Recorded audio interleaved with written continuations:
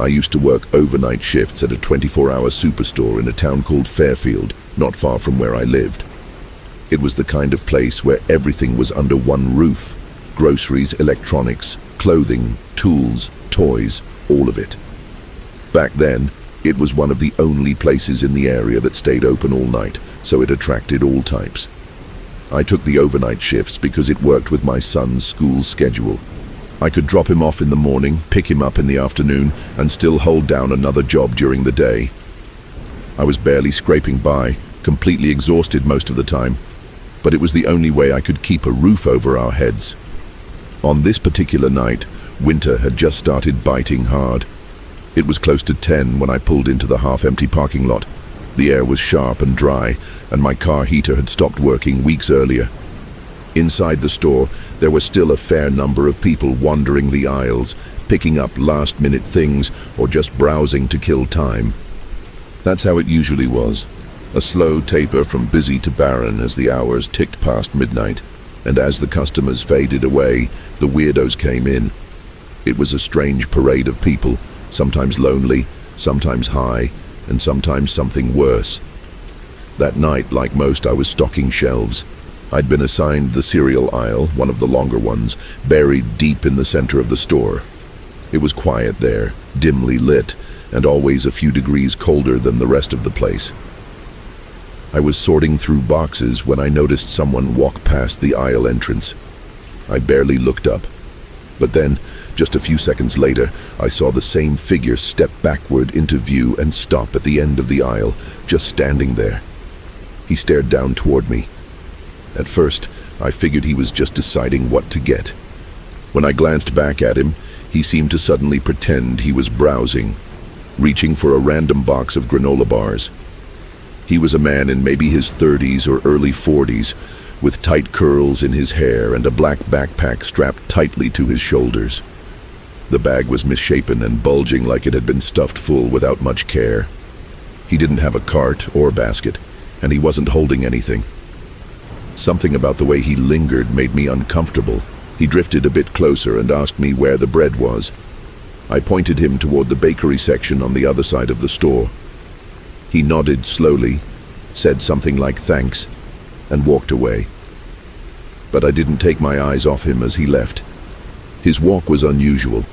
There was a stiff waddle to it, as if one leg moved slower than the other or something in his bag was throwing him off balance. After a few minutes, I turned back to my work, trying to forget about him. But I couldn't. I started to notice that he kept reappearing at the edge of the aisle. Every few minutes, he'd pass by again. Always slow, always glancing down the row. He never had anything in his hands. No bread, no groceries, just that overstuffed backpack, slung over his shoulders like a weight he had grown used to carrying. I finished stocking the cereal as fast as I could. I wheeled my empty cart into the back room and grabbed another load, this time intentionally choosing a cart meant for the chip aisle, far across the store from where he had seen me. I told myself he had probably left or gotten distracted by something else. But when I bent down to rotate the new bags of chips to the front of the shelf, I felt it again. That crawling sensation like someone was staring at me. And when I turned my head, there he was, again. Standing at the far end of the aisle, half in shadow, just watching me. It had been almost an hour since our first interaction, and he hadn't picked up a single thing. No bread, no snacks, no nothing. He looked like a customer but didn't move like one. And then, finally, he came closer. I could see it in his eyes. The wide, fixed expression, the faint smile that never touched the rest of his face. He started talking to me. I don't remember every word, but it was clear he wasn't there to shop. He said things that made my skin crawl. He told me he had been watching me and thought I was beautiful, that he just had to come tell me. He asked me personal things I didn't want to answer. I lied through my teeth. I smiled and tried to act unfazed, hoping he'd go away. But he didn't. He asked for my number, and I lied again, giving him a fake one just to make him stop. He finally walked off, and I tried to shake it off to focus on the task in front of me. but my hands were shaking and my chest felt tight. Hours passed. The store was almost silent now. Most of the lights in the back aisles had dimmed to save power. The intercom hadn't crackled in what felt like forever. I tried to pretend it was over. Then, my walkie-talkie buzzed. The only other stock associate on duty called me, her voice low and nervous. She said there was some creepy guy out front asking for me. My stomach dropped. I told her to say I had gone home and immediately started walking, not toward the front, but toward the employee break room in the back. I knew it had a locking door, and I just needed somewhere to breathe. I made it into the lounge and sank into one of the cheap chairs. My hands were shaking again. My thoughts were scattered. That was when the double doors flew open. It was him. His face looked different now. Tight. Angry. He stared at me like I had done something unforgivable. He shouted something about the number being fake. My mouth went dry. My body felt frozen. I managed to stand, telling him he couldn't be back here, trying to sound firm. But then he dropped his backpack onto the table next to me and started unzipping it, staring at me the entire time. I didn't wait to see what was inside. I bolted. As I ran past him, he lunged. I felt his hand brush my sleeve, but he missed. I sprinted through the empty store, weaving between displays and dodging empty carts, the fluorescent lights spinning past in a blur. I looked over my shoulder and saw him chasing me. His run was clumsy and heavy, like he wasn't fully in control of his own body. I didn't know if he was high or just unhinged, but I wasn't about to find out. I made it to the exit and into the cold night air.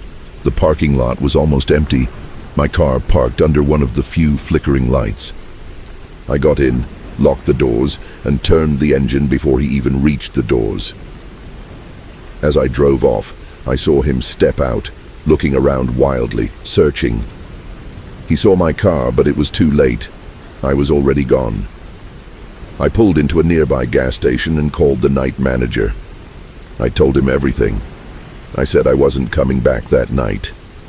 He seemed half concerned, half inconvenienced. He said he'd call the police and review the footage, but he also told me I needed to return the next night. I refused. I don't think he fully understood how serious it had been until I insisted again and again. Eventually, he agreed to cover the rest of the shift himself. I did go back the next night. Nothing happened, but I never stopped wondering what was in that backpack. I never stopped thinking about the way he kept showing up, always just at the edge of the aisle, just close enough to watch. The police supposedly got a copy of the footage, but I never heard anything after that. Management never updated us, never warned other staff. I didn't sleep well for weeks. I met plenty of strange people working nights at that place. But that man was different. There was something in his eyes, something he wasn't saying, something he was waiting to do. And I think about that every time I see someone in a crowded store, just standing still, staring. I was 14 when this happened. I lived in a town where almost nothing exciting ever went on, and the local Walmart was about as close as you could get to a mall without actually being in one. It was walking distance from my house, and I used to go there all the time. Sometimes with my best friend Emily, but often just by myself. I didn't have my license yet, and Walmart was cheap, accessible, and full of stuff a teenager could waste hours browsing through. It was connected to a sad little mall that had gone downhill over the years. Most of the better stores had shut down, and only a handful of chain shops and random outlets were still clinging to life inside. Still, I liked going there. It made me feel like I was doing something adult, something independent. It was sometime in November or December. I remember that because the decorations had just gone up, and the mall entrance was covered in blinking lights and plastic garlands. That night, I decided to take a quick walk there after dinner. It wasn't late, maybe 7 or 8 in the evening, but by that time the sky was already dark and the temperature was biting. I popped in my AirPods and pulled up one of my playlists, the kind I used to drown everything else out. I always felt like having headphones in was a polite way of telling the world I wasn't available for conversation. Most people got that. I walked into Walmart and made my way straight to the girls' clothing section. I had a little cash on me and wanted to see if there were any new sweaters or jeans worth grabbing. The store was quiet, half empty like it usually was on a weeknight. I was sorting through a rack of tops when I noticed a man standing uncomfortably close to me. He was saying something, but the music in my ears drowned him out. I hesitated, annoyed, and then slowly took out one of my earbuds. He asked if I could hear him now. I said yes, and he smiled.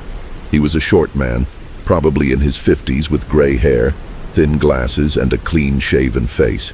At first glance, he looked harmless, like someone's uncle or a retired teacher.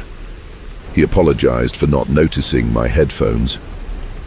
I gave a small nod, trying to keep it casual. Then he said something about how his daughter wore the same kind of jeans I had on. It didn't make any sense. I didn't know why he thought I needed to hear that. But I've always been polite, maybe too polite. I gave a weak laugh and said, "Oh, that's funny." I turned back toward the rack, hoping that was the end of it. But he didn't leave. Instead, he lingered there like we were having a conversation that I hadn't agreed to. He kept trying to make small talk, asking where I went to school, what grade I was in, and how often I came here. His tone wasn't aggressive, but it was invasive in a way that made my stomach twist. I should have walked away sooner, but part of me still believed he was just a weird old guy trying to be friendly.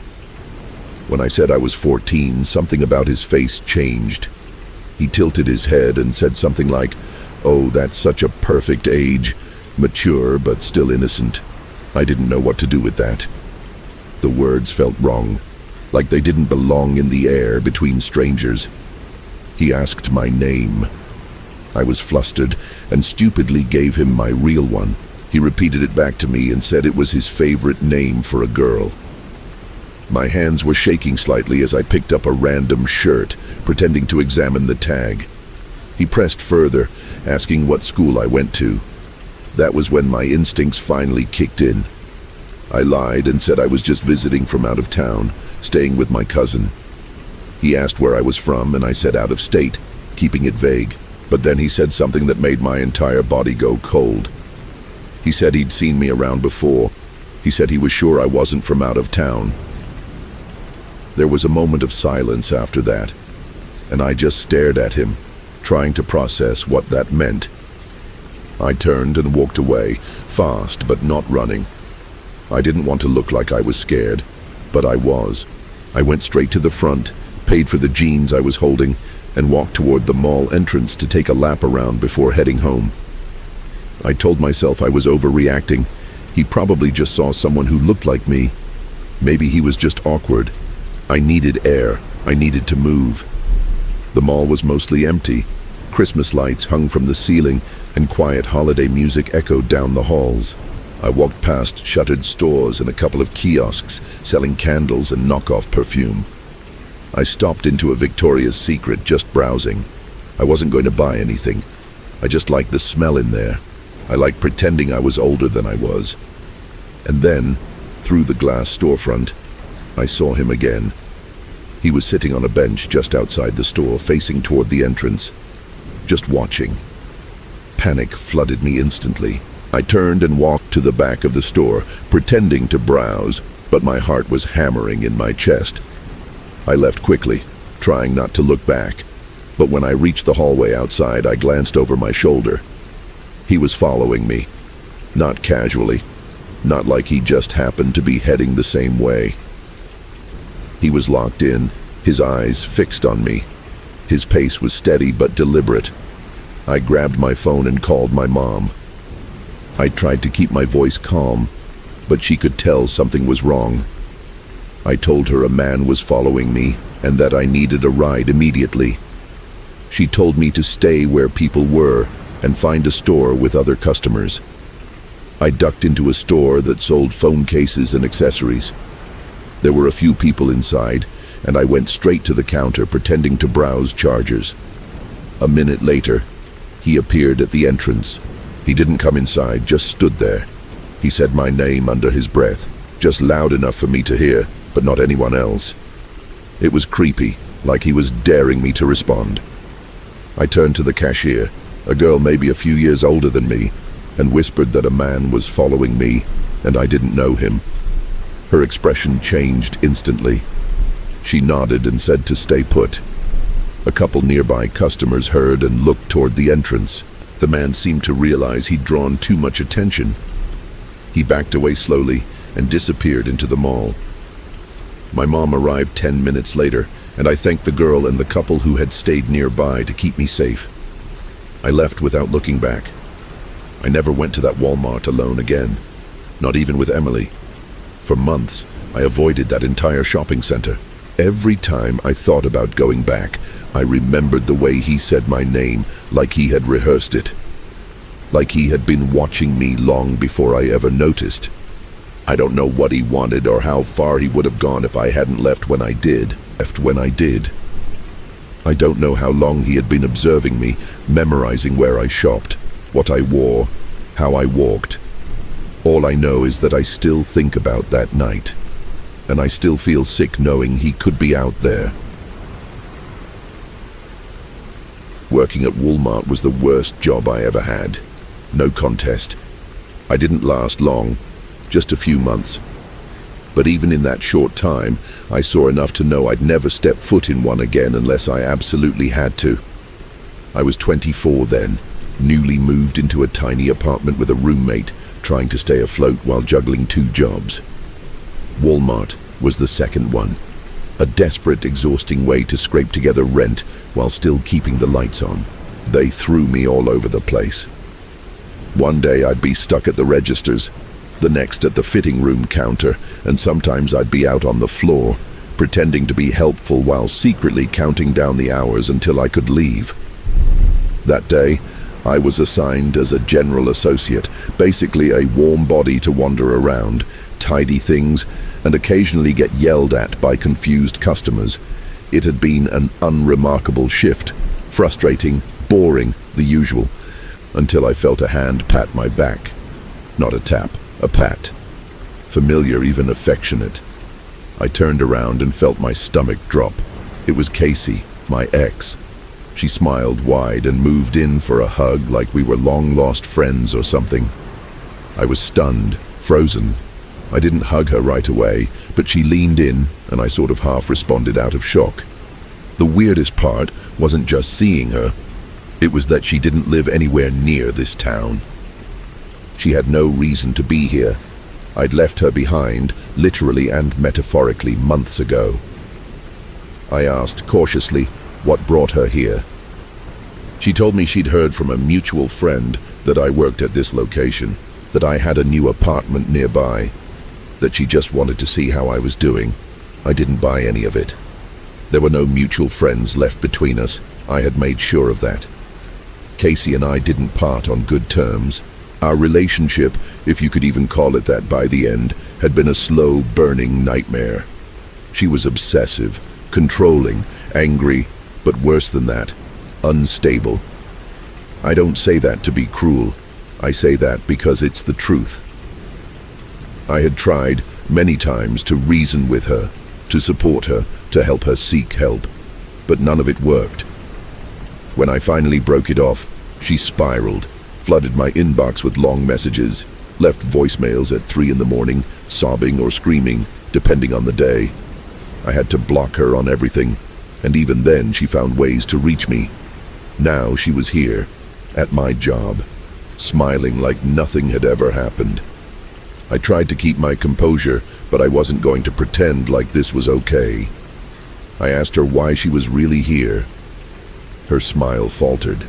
She started going off about how I'd ghosted her, how unfair it was to cut her out without closure, how she was still hurting and just wanted to talk. I told her, flat out, that this kind of behavior, showing up unannounced, crossing boundaries, was exactly why I had blocked her in the first place. Then I asked again, which friend told her I worked here? She brushed it off, said it didn't matter, that she just knew. I didn't believe her for a second. I hadn't told anyone outside my close circle where I worked. It wasn't exactly a job I bragged about. She had found out on her own, maybe followed me, maybe watched me leave the building after a shift. The more I thought about it, the more it made sense. She hadn't run into me. She had planned this.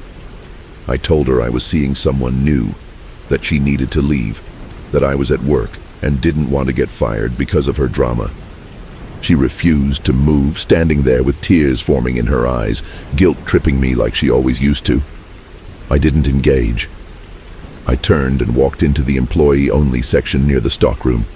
Thankfully, she didn't follow. The rest of my shift dragged. I couldn't concentrate. Every customer looked like a threat.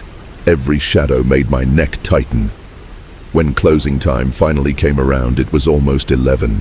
I left quickly, watching the parking lot carefully before getting in my car and driving home. My roommate Paul was already home. His car was in the driveway when I pulled in. I parked next to him, walked in, dropped my bag by the door, and went straight to the kitchen. I made myself a frozen dinner, one of those plastic tray meals you learn to live on when you're broke, then took it to the living room and turned on the TV. It was my ritual, a bad meal and some bad gaming before bed. After maybe an hour, I went to my room. I was out cold within minutes, until I wasn't. I woke up suddenly, not because of a sound, but because something felt off. I opened my eyes and saw that my bedroom door was open. I always closed it, always.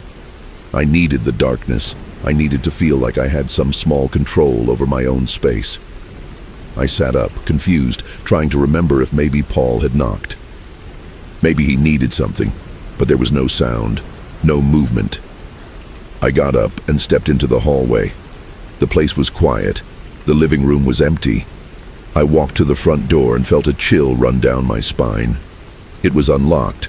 Paul always locked the door, always. I checked the door, I checked the windows, I checked the little ceramic pot outside the door where we kept a hidden spare key. It was gone. Only 2 people in the world knew that's where I kept the key, Paul and Casey. My skin went cold. I checked the area, thinking maybe it got kicked out of place somehow, but it wasn't there. That wasn't an accident. Someone had taken it. I went back inside and checked the kitchen. I opened the knife drawer and instantly saw what was missing. The biggest knife. Gone. I didn't wait. I didn't call out. I moved fast, tiptoeing toward my room. My phone was still on the nightstand. I crept to the door, then suddenly slammed it shut from the outside, locked it. Then I screamed. I screamed for Paul. His door burst open. He was confused, panicked, asking what the hell was going on. Then, we both heard it. Banging. On my bedroom door, followed by a voice, Casey. She was inside. She was crying, saying she was sorry, saying she just wanted to talk, that she didn't mean to scare me, that it wasn't what it looked like. I pressed my body against the door, holding it closed. She was trying to open it, pulling on the handle, sobbing through her teeth. Paul grabbed his phone and called the police. Minutes passed, but they felt like hours. Then finally, the banging stopped. Casey's sobbing turned to mumbling, then silence. The police arrived not long after. I stepped back from the door. 2 officers entered, guns drawn, and ordered her to drop whatever she had. She came out slowly, holding the missing kitchen knife. She dropped it. She didn't say a word as they cuffed her. I didn't press charges. I didn't need to.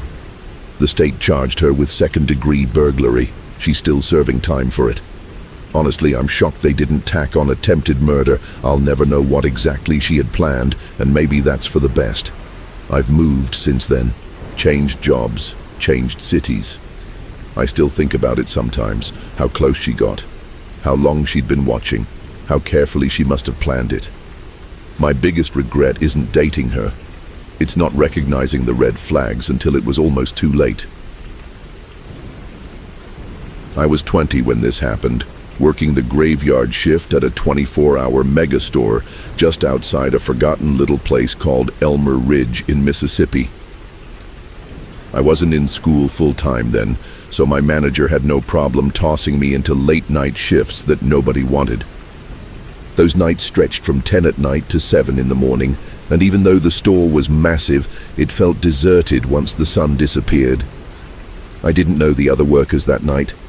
A couple of cashiers were planted up front near the registers, and 1 or 2 stockroom guys were somewhere in the back. But with a store that size, it's easy to feel completely alone. My night started in the men's clothing section, folding stacks of jeans and trying to keep myself from dozing off. I always kept earbuds in during night shifts. No one was around to scold me, and silence made the place feel even creepier. It was around 11:30 when I noticed someone approaching me. A man, probably mid-40s, holding up a pair of jeans, asked if we had a different waist size. I told him what we had on the rack was all we had. He thanked me quietly, but when I looked up again, we made eye contact, just for a moment. He was standing still, right beside the rack. Something about the way he stared at me made my skin crawl. After that, he walked off and I went back to my folding. Midnight passed, then 1 o'clock. The store had become lifeless. Even the occasional shopper had vanished. I moved into the appliance section and began stocking coffee makers and toaster ovens from a wagon I'd hauled out of the back. As I lined up products on the shelves, I noticed something strange through the shelving gaps. A man was in the next aisle, standing very still, and he was looking directly at me. When he saw me notice him, he turned his head quickly. But I'd already seen enough. His eyes were too familiar. I walked around with my cart, pretending to look for a product, and peeked into the next aisle. It was him, the same man from earlier. But now, nearly 2 hours later, he had nothing in his hands. No cart, no basket, nothing. He was just standing there, empty-handed, like he was waiting, watching. I hurried through the rest of the shelf and brought my empty cart back to the stockroom, trying to ignore the awful feeling in my gut. I hung back in the break room for a while, scrolling through my phone, hoping maybe he'd leave, but something told me he wasn't a customer anymore. After about 20 minutes, I figured I should get back to work. But this time, I decided to stock dairy instead. I'd rather be in a colder part of the store if it meant being farther from where I last saw him. The dairy cooler was like a freezer, humming loudly as I filled crates with cartons of milk and tubs of yogurt. It wasn't exactly fun, but it felt safer. That was until the cooler door burst open. The heavy metal door slammed back with such force, I dropped what I was holding. There was a stack of boxes on one of the pallets that had a small gap between them, just enough for me to peek through. And I swear to God, it was that same man again, now inside the employee-only cooler. I ducked down behind one of the shelves and pulled a box of eggs in front of me, covering myself as best I could. The noise of the refrigerators masked everything. If he was calling out to me or whispering, I couldn't hear it. I stayed crouched like that, body trembling, thinking he might have left. I didn't dare look until minutes had passed and no footsteps came. Then, slowly, I lifted my head. He was there, inches from my face, on the other side of the box, leaning forward and smiling. I screamed. His smile vanished instantly and he lunged forward, trying to grab me, trying to silence me by pressing his hand over my mouth. But I shoved the box of eggs into him and it crashed to the floor. He stumbled back, distracted for just a second, and I bolted past him, sprinting through the cooler and out into the store. He didn't grab me. He didn't chase me. I ran until I found another worker. His name was Jim. I remember that from his tag. Out of breath, I begged him for help. A minute later, the same man came walking toward us calmly. He smiled and said he was from corporate, doing surprise checks on overnight productivity. He claimed he was just making sure I wasn't slacking off. Jim seemed to buy it. I could tell he didn't know how to respond, but I wasn't letting it slide. I asked the man why he tried to cover my mouth. He just said he didn't want to cause a scene and told me to go finish the appliance section. Then, like nothing had happened, he turned and walked away, calling out his name as Travis before disappearing down an aisle. That night I called my supervisor. I told her everything. She was as disturbed as I was. The next day she looked into it. There was no scheduled corporate visit. No one named Travis worked in the company, let alone had any reason to be there at 2 in the morning. They reviewed the security footage and confirmed it. The cameras showed him drifting around the store for hours, watching me, trailing me, hiding in aisles. The police were called. A report was filed, but he was already long gone. After that, I refused any more night shifts. My supervisor understood. I still worked there during the day. I stocked groceries and sometimes worked the register, but I never let my guard down again. Because now I know that no matter how many lights are on or how big the store is, if someone wants to find you, they will. And the worst part is, you might not even realize they already have.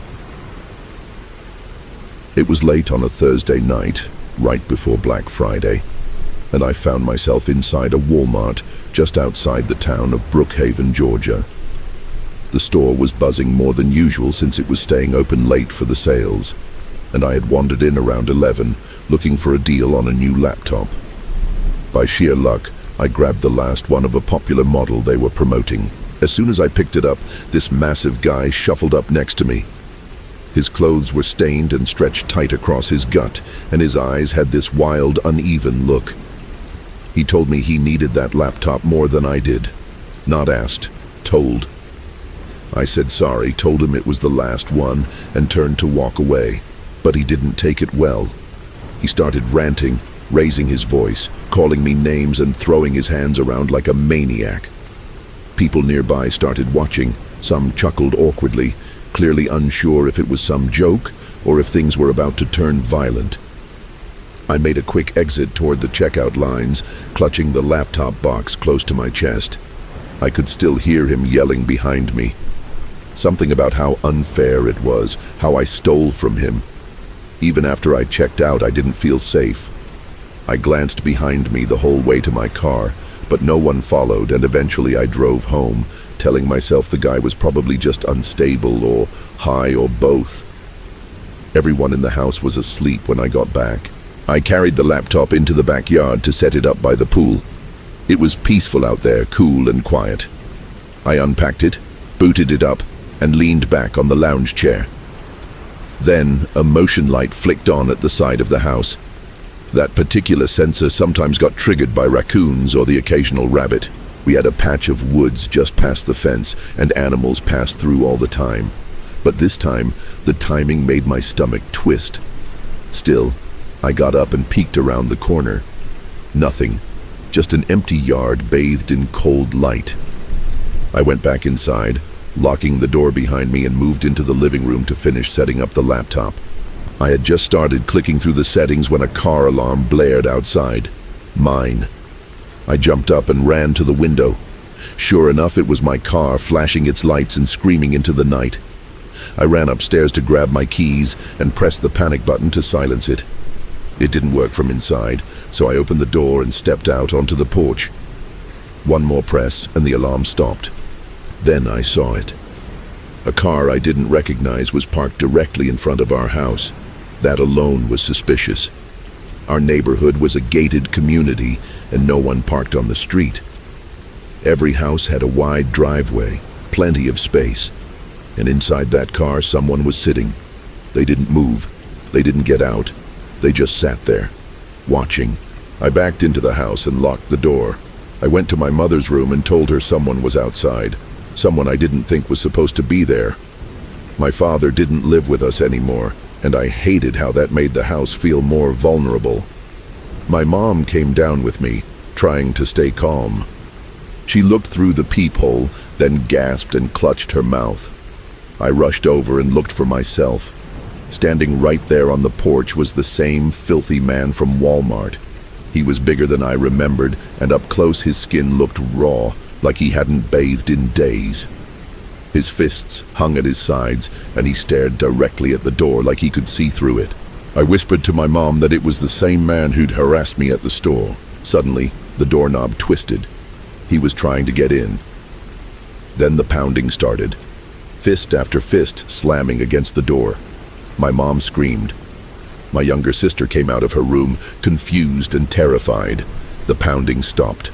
Silence stretched across the living room like a noose. The only sound was my mom speaking quickly to the 911 operator on the phone. Then came the crash. A window in the den shattered. Glass exploded across the floor. My mom screamed again, pulling my sister upstairs while I ran to lock the den door. I braced myself, expecting the door to shake or give way, but nothing happened. Then outside I heard the short burst of a police siren. I ran to the porch and flung the door open. 2 officers were already on the lawn. I led them quickly through the house to the den. They swept the room, and that was when they found him. The man was crouched behind one of the couches, trying to hide. He didn't resist. He just shouted as they dragged him out. Obscene, hateful things. Promises that he'd find me again. That I had taken something from him. He didn't make any sense. The officers later told us he was likely under the influence of something, maybe multiple substances. But they assured us he was going to jail, and we wouldn't have to worry about him again. Still, that night stole something from me. Not just sleep, not just peace. The idea that someone could follow you from a brightly lit, crowded place, trail you all the way home, and decide you were worth hunting. That idea sticks with you. I don't shop late at night anymore, not ever. And when I'm in public, I watch who's around me. Not the goofy, awkward kind of strange you laugh at. The other kind. The kind that watches you too long. Because once I laughed it off, and I almost paid for that with more than just fear. Back when I was still finishing college, I picked up a second job working night shifts at a Walmart just outside of Glen Hollow, Kentucky. I needed the money badly. Tuition and rent were bleeding me dry, and this gig, while miserable, kept the bills paid. I usually worked weekends, the overnight shift from 11 to 7 or sometimes midnight to 7, depending on the truck schedules. It was simple work. I signed for late deliveries, moved crates, sorted inventory, and stocked shelves while the rest of the town slept. That Thursday night, July 9th, 2015, is burned into my mind in a way I never asked for. It started like every other shift. I clocked in with Alvin and Baco, the only 2 other guys working that night. We were all wearing the standard Walmart staff shirts.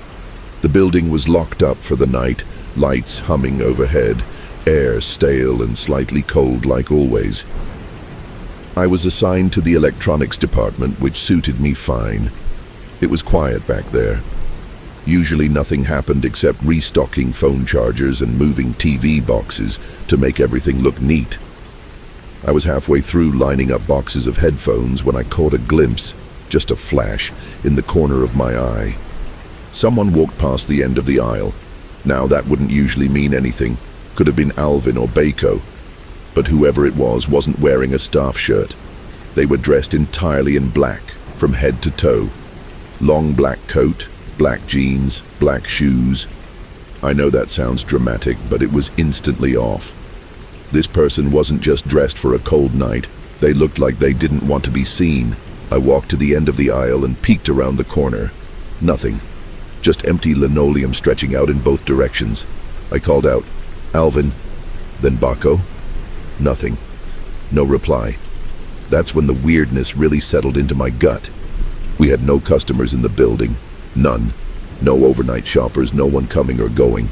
We were closed for maintenance and restock. There should not have been a soul in the store except the 3 of us. I brushed it off. Maybe I imagined it. Maybe I was tired. I told myself I'd finish this aisle, then take a bathroom break. But then came the crash. A few aisles down, metal clanged against tile. I flinched and instinctively dropped what I was holding. I ran over and saw a bicycle from the sports section lying across the floor.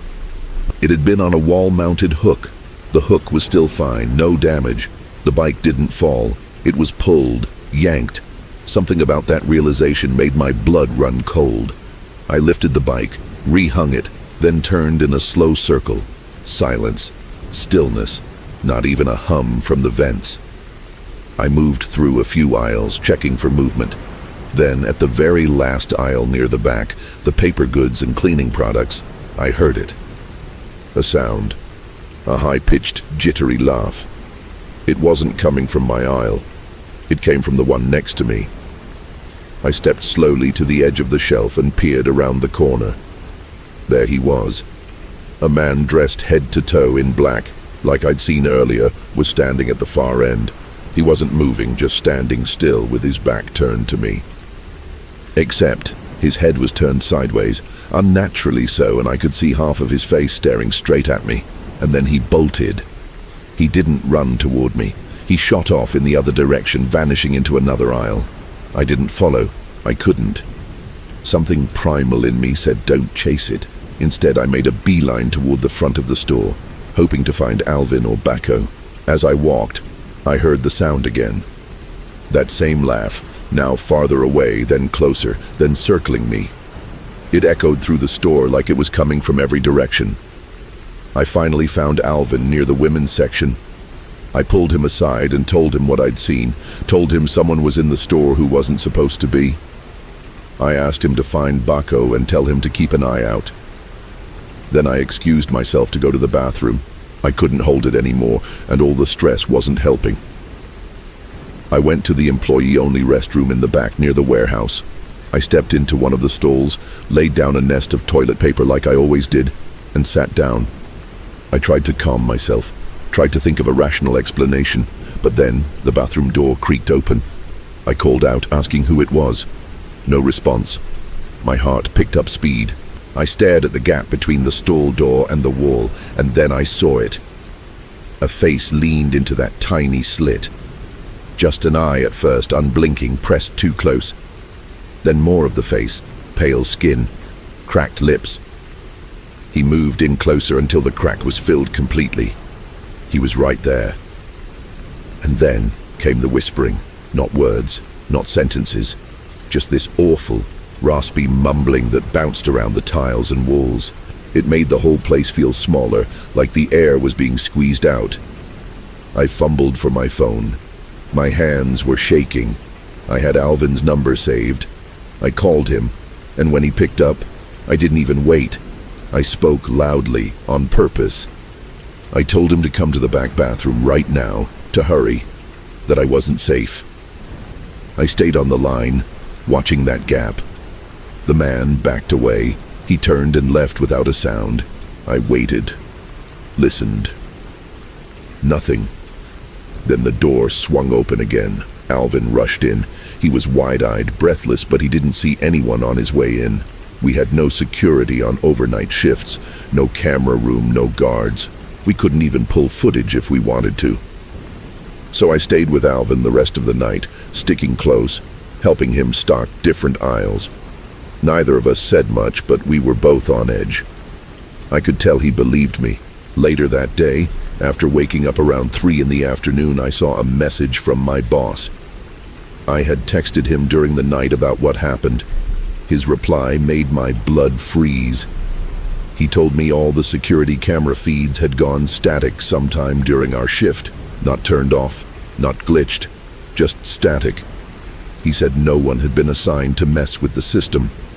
He told me he believed what I saw, but there was nothing we could prove. Nothing the police would act on. No footage, no entry record, just a man in black who somehow entered a locked building, evaded every camera, whispered through a stall door, and disappeared without a trace. That was the last overnight shift I ever worked. I stuck to daytime hours after that, and even now, sometimes, when I'm in a public place, especially stores, especially after dark, I feel watched. Because once, I wasn't alone in a locked building, and I never figured out how or why. I used to work the night shift at a large retail chain called Value Zone, a place not much different from Walmart. I had the job for almost a year, mostly working in the stocking department. My shifts usually started in the late afternoon and ended about an hour after closing time. By the time the public was cleared out, the place would settle into an eerie sort of silence. The building was still buzzing with activity, but mostly from employees either finishing up their shifts or just starting the overnight routines. One evening, maybe a little after 10, I was on my usual aisle facing and organizing boxed snacks when a man approached me. I remember it vividly because everything felt off about it. The store was practically empty except for a few scattered workers. He looked like one of us, wearing the company's blue vest with the Value Zone logo stitched on the front, his name tag clipped neatly onto his chest. It said Evan. He smiled as he walked up to me and started talking like he had been there for weeks. He had short, dark hair and stood a little shorter than me, maybe around 5.5 feet tall. He introduced himself, said he was new, and asked if I liked working there. I told him I was about to clock out and was ready to crash when I got home.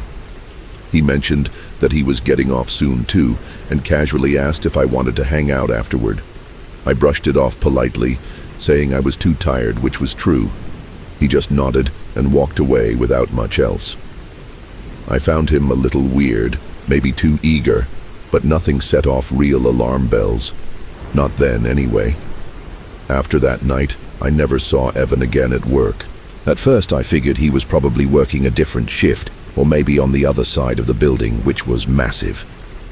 But over the next few days, I kept expecting to run into him, and I never did. Then one night at home, I got a friend request on Facebook from someone named Evan Locke. His profile photo looked just like the guy I met. I accepted it without thinking too much. I mean, we had met in person at work, right? But that decision ended up haunting me.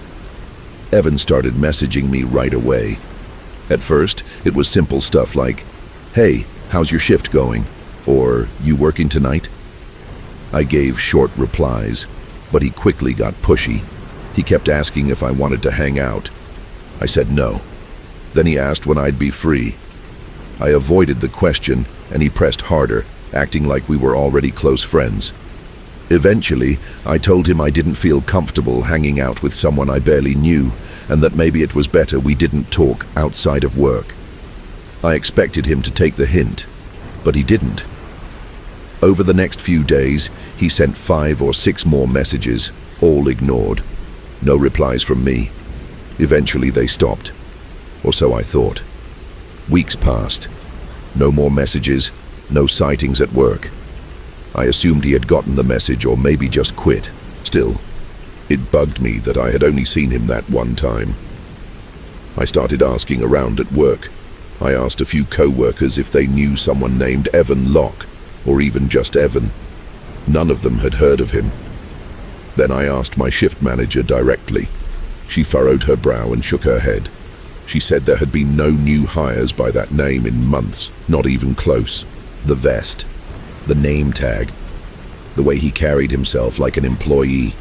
It hit me all at once. He must have faked it. Bought a vest online or found one in the trash. Maybe the name tag was something he printed himself. I don't know how he did it, but he never worked there. He just blended in, somehow unnoticed in a store filled with dozens of people. That realization made me physically sick. I went straight to my settings that night and blocked him on Facebook. The only reason I hadn't done it sooner was because I thought I'd still have to see him at work. But now that I knew he didn't belong there at all, I didn't care. I wanted no digital trail, nothing he could use. That should have been the end of it. But it wasn't. A few nights later, I was working a closing shift again. Things were winding down, and I was alone on one of the back aisles restocking canned goods. The store had gone quiet. You could hear the buzzing of fluorescent lights above and the soft hum of refrigerators in the distance. I was focused on lining up labels when I felt that someone had stepped into the aisle behind me. I turned, and there he was. Evan. He was wearing the vest again, but this time there was no name tag. His expression was darker. No more friendly smile, no casual small talk. He looked angry. He asked why I blocked him. My stomach turned. I told him to leave me alone and backed away slowly. He didn't move. Instead, he stepped closer. I told him I knew he never worked here. That's when he admitted it, almost proudly, like he thought it was clever. He said something about how easy it was to blend in if you just looked the part. Then he started cursing at me. I tried to stay calm, but he was right in my face now, his eyes wide and unblinking. I turned and started walking away, but he followed. At first, just a few steps behind me, then faster. When I realized he was chasing me, I broke into a full sprint. I ran through the store, weaving through aisles, heading toward the front where I hoped to find help. I saw a few other employees near the registers and bolted toward them. Evan was still behind me, though he had slowed a little. The workers looked confused, unsure if this was some kind of joke or misunderstanding. I didn't stop. I kept running, past the registers and toward the bathrooms. I ducked into the women's restroom and locked myself in one of the stalls. A few seconds later, I heard the door open. Footsteps. Then silence. He was inside. I sat on the toilet, my knees pulled up to my chest, holding my breath. Then I saw a shadow fall under the stall door. He was standing right outside. Before anything else could happen, I heard another voice enter the bathroom. A male voice, an older employee who had followed Evan in. He yelled at him, told him to get out. Evan didn't fight back. He left quietly, just like that. When I stepped out of the stall, I found the employee waiting by the door. Evan was gone. We reported the incident immediately. The manager called the police, but by the time they arrived, Evan had vanished. He must have parked close by or waited until the coast was clear. They took a report, and I showed them his Facebook profile, though I had already blocked him. It didn't matter. He was just some guy pretending to be someone he wasn't, slipping through cracks in a place where nobody looks too hard at a familiar uniform. I kept thinking about how close he got, how easy it was for him to come back.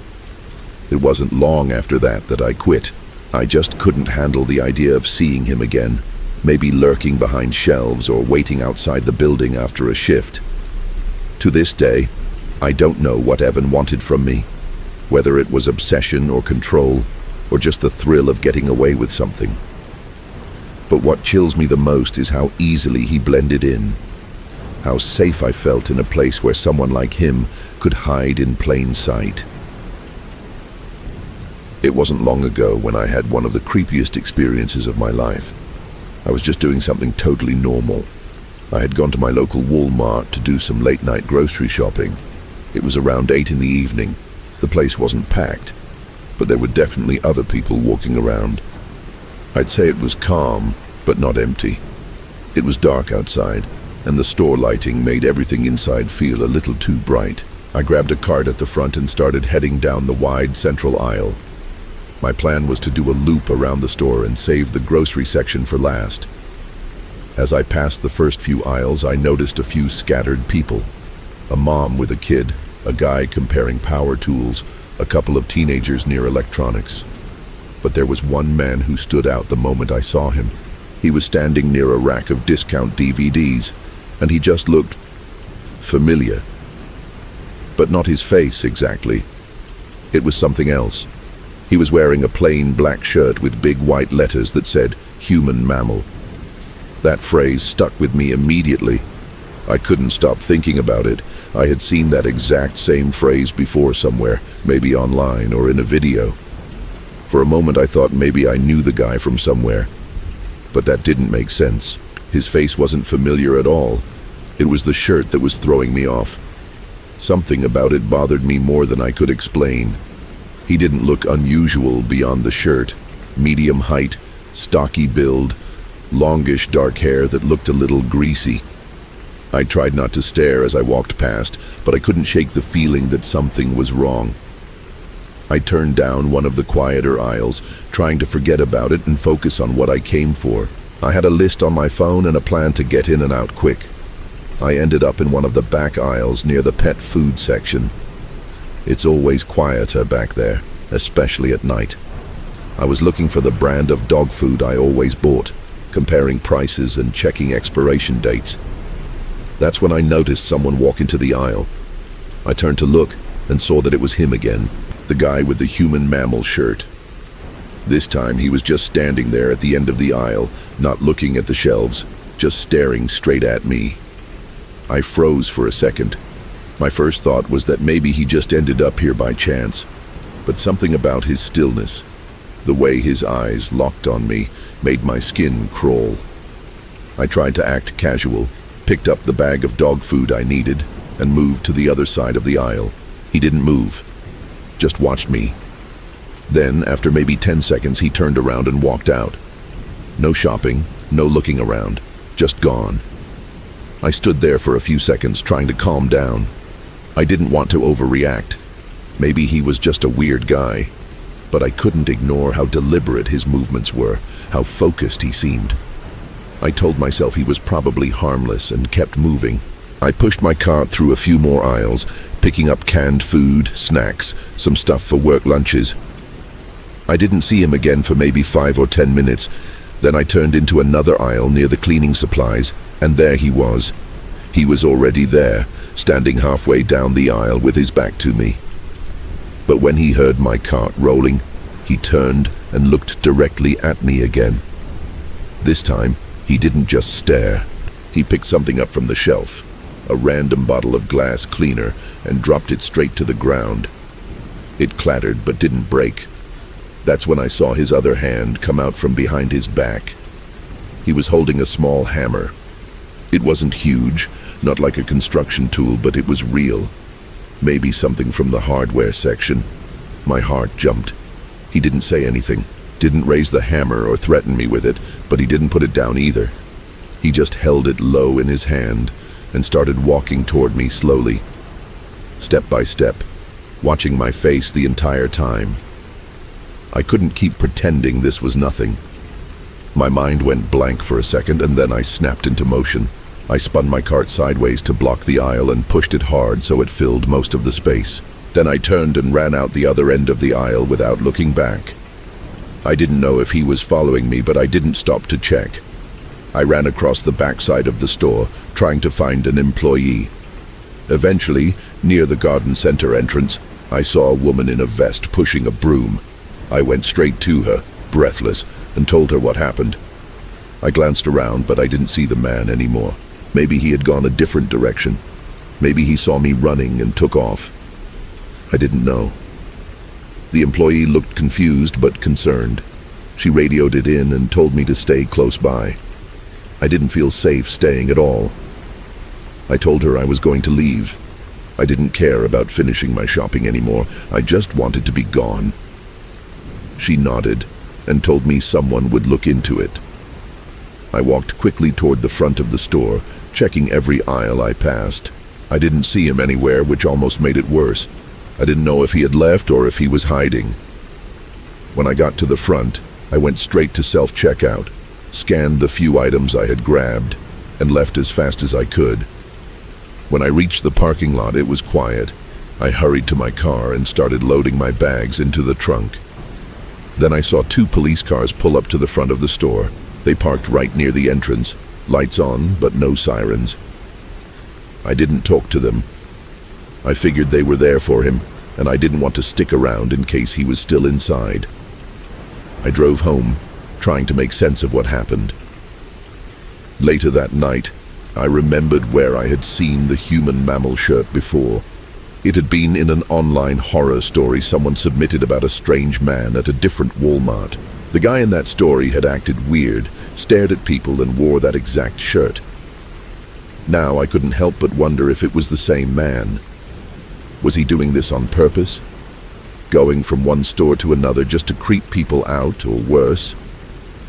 It made me feel sick. I had never seen someone act so disconnected from normal behavior. He never said a word, never did anything overtly violent, but he carried himself like someone who knew exactly how to intimidate. The way he showed up again and again, always watching, always silent. The hammer was the final piece that made me feel like I had been in serious danger.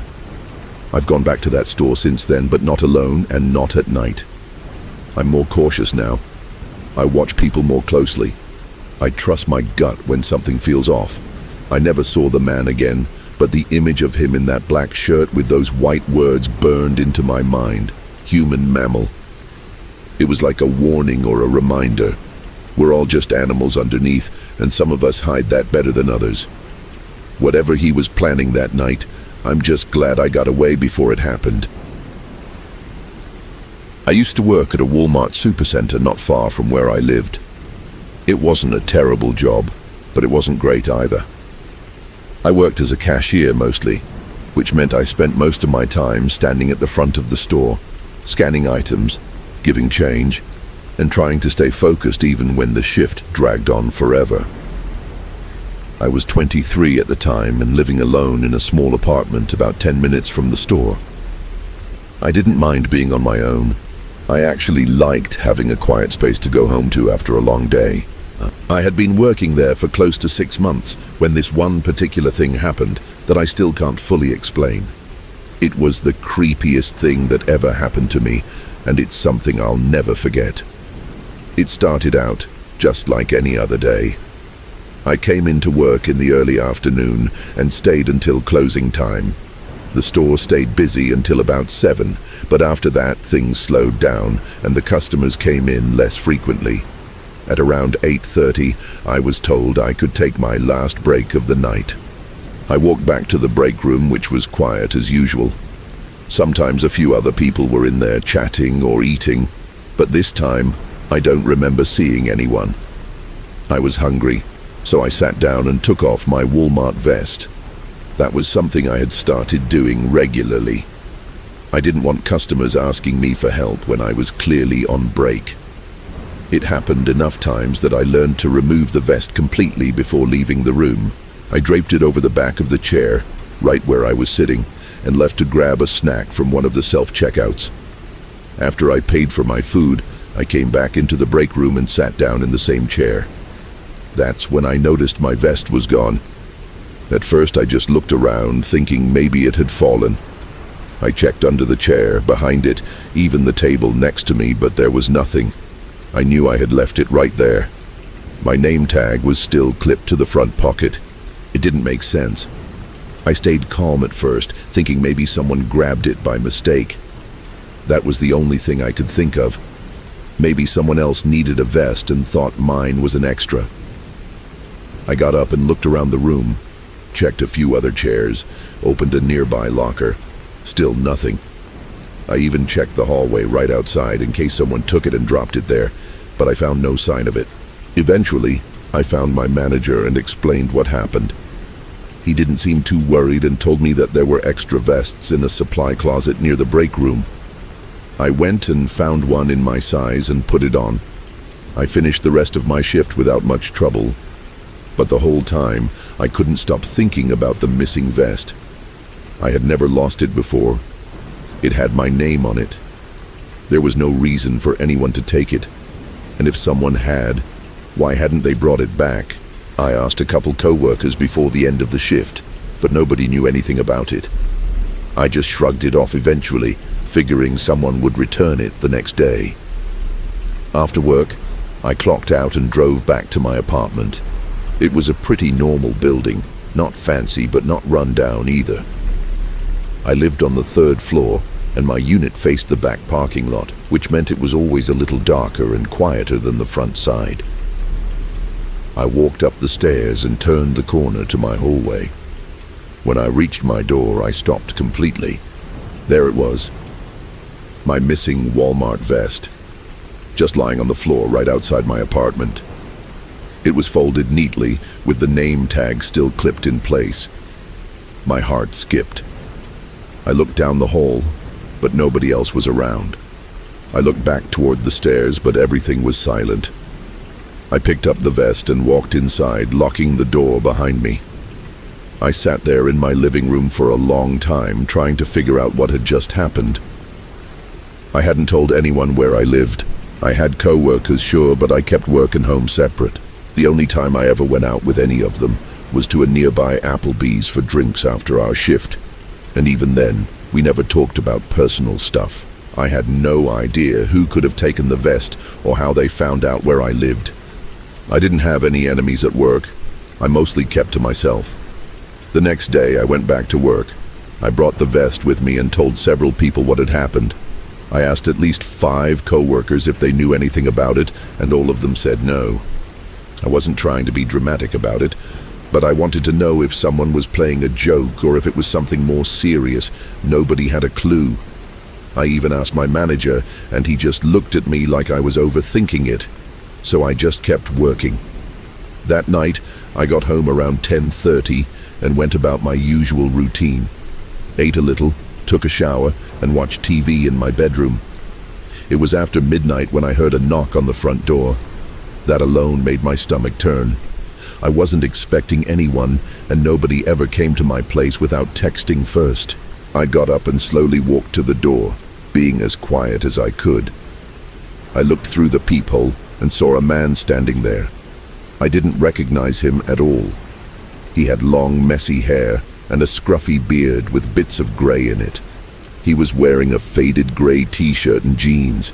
He looked dirty, like he hadn't showered in a while. He didn't look like he was lost or delivering something. He just stood there. After a few seconds, he knocked again. I stepped away from the door and backed up into the living room. My heart was pounding. Something about him felt completely wrong. He didn't belong there, and I had no doubt this was connected to the vest. I waited in the dark, hiding behind the couch, phone in hand. After a moment, I heard one more knock. Then it stopped. I waited even longer before going to check again. When I looked through the peephole, he was gone. I didn't sleep much that night. The next night, I was back at Walmart, working another late shift. Things were going smoothly until I noticed something that made my blood run cold. I was ringing up a customer when I looked across the store and saw him. The same man. He was standing far off, near the end of the registers, just watching me. He had that same awful smirk on his face, like he was enjoying something that I wasn't in on. I looked back down and tried to stay focused. When I looked up again, he was gone. I didn't see him for the rest of the night. When my shift ended, I left as fast as I could and drove home without looking back. That night, something even worse happened. I woke up after midnight to a strange noise. It sounded like something scraping against metal. I sat up and listened, realizing the sound was coming from the front door. I got up, went to the door, and listened again. It sounded like a saw. Not loud, but steady. Someone was trying to cut through the lock. I ran back into my bedroom and locked the door. I called the police immediately and whispered everything I could. They said they were sending officers. I sat in the corner of the room, phone clutched in my hand. The sawing continued for what felt like forever. Then I heard the front door open. I stayed completely still. I heard slow footsteps moving through the apartment. They came straight to my bedroom door. Then the saw started again, right outside. He was trying to cut his way in. I didn't know if the door would hold. I didn't know if the lock would last. Then I heard multiple footsteps, then shouting. The police had arrived.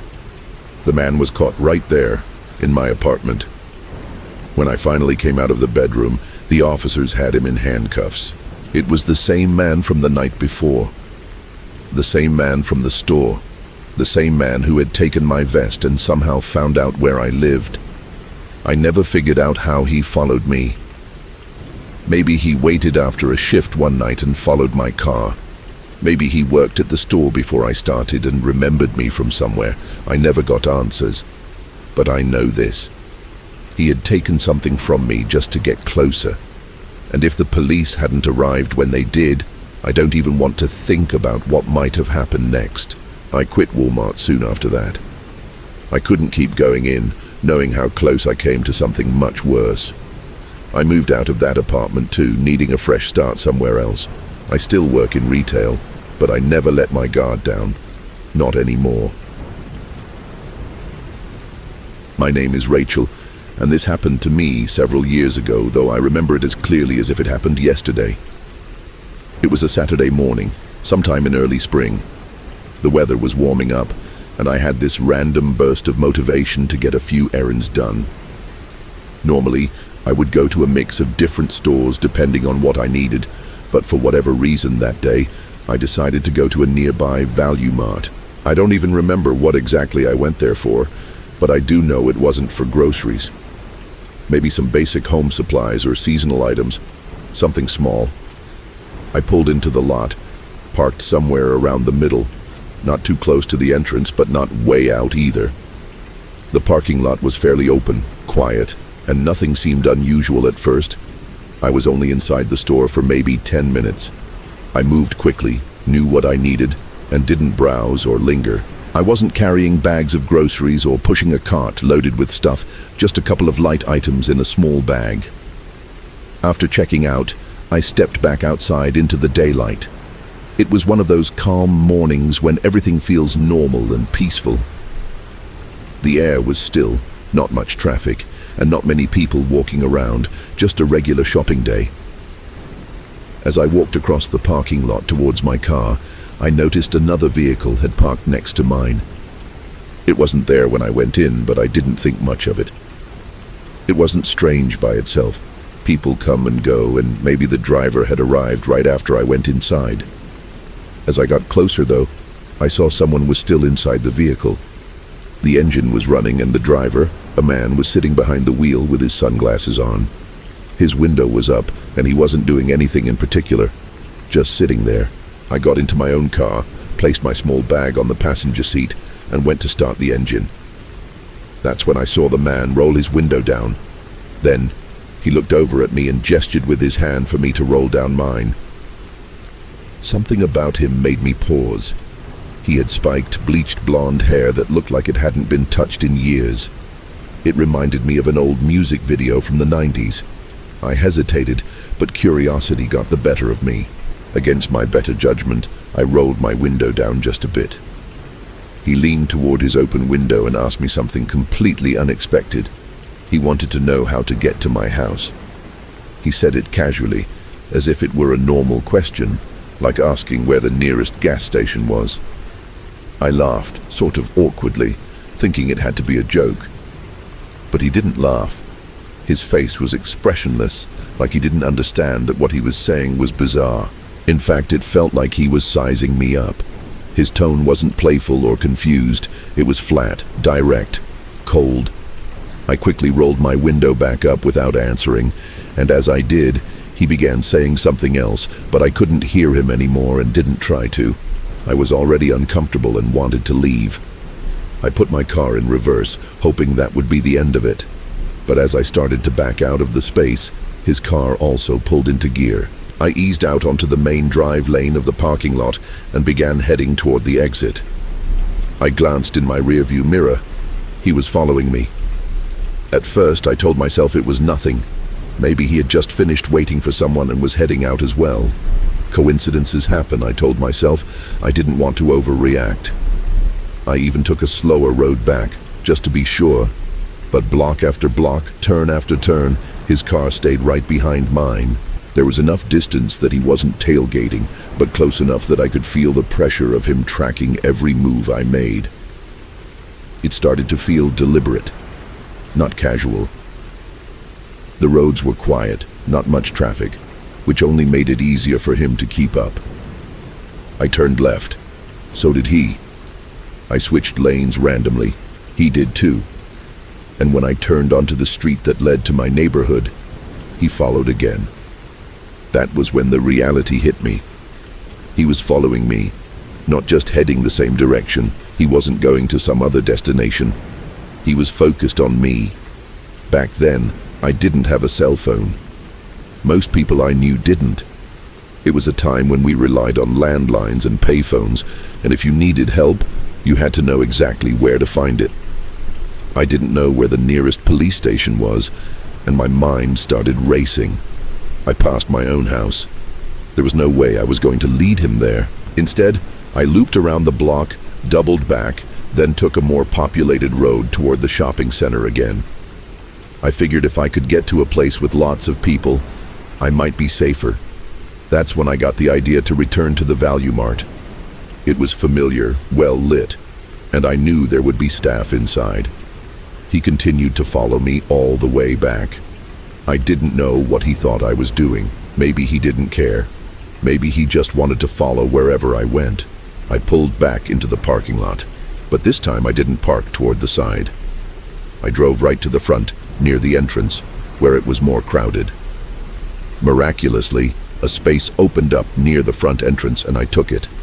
I turned off my car and stepped out. There were cars on both sides of me, so he couldn't pull up right next to mine this time.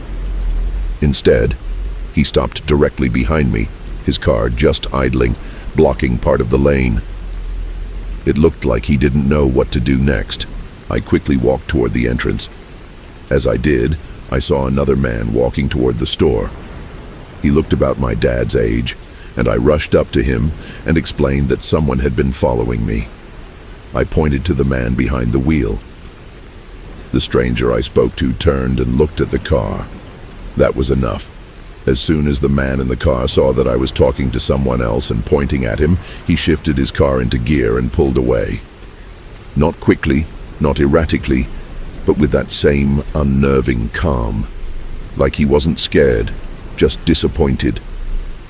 He drove to the far end of the parking lot and disappeared behind the building. I kept moving until I was inside. The automatic doors closed behind me, and for the first time in what felt like forever, I took a real breath. I went straight to the customer service desk and told the employee what had happened. She let me use the store's phone and I called the police. I gave them a description of the man and his vehicle, but I hadn't caught the license plate number. They said they would send someone over. I waited near the front of the store, and after about 15 minutes, an officer arrived. I walked outside with him, but of course the man and his car were gone. I repeated the details as best as I could, but without much to go on, there wasn't much they could do. I stayed a little while longer, speaking with the officer and a couple of employees. Eventually, I felt like it was okay to go home. That man never returned, at least not that I saw. I never saw his face again. But I'll never forget that feeling. The creeping realization that someone was watching me, tracking me, making decisions based on me and me alone. That brief encounter changed the way I go about my day. I never park far from the doors anymore. I always carry my phone.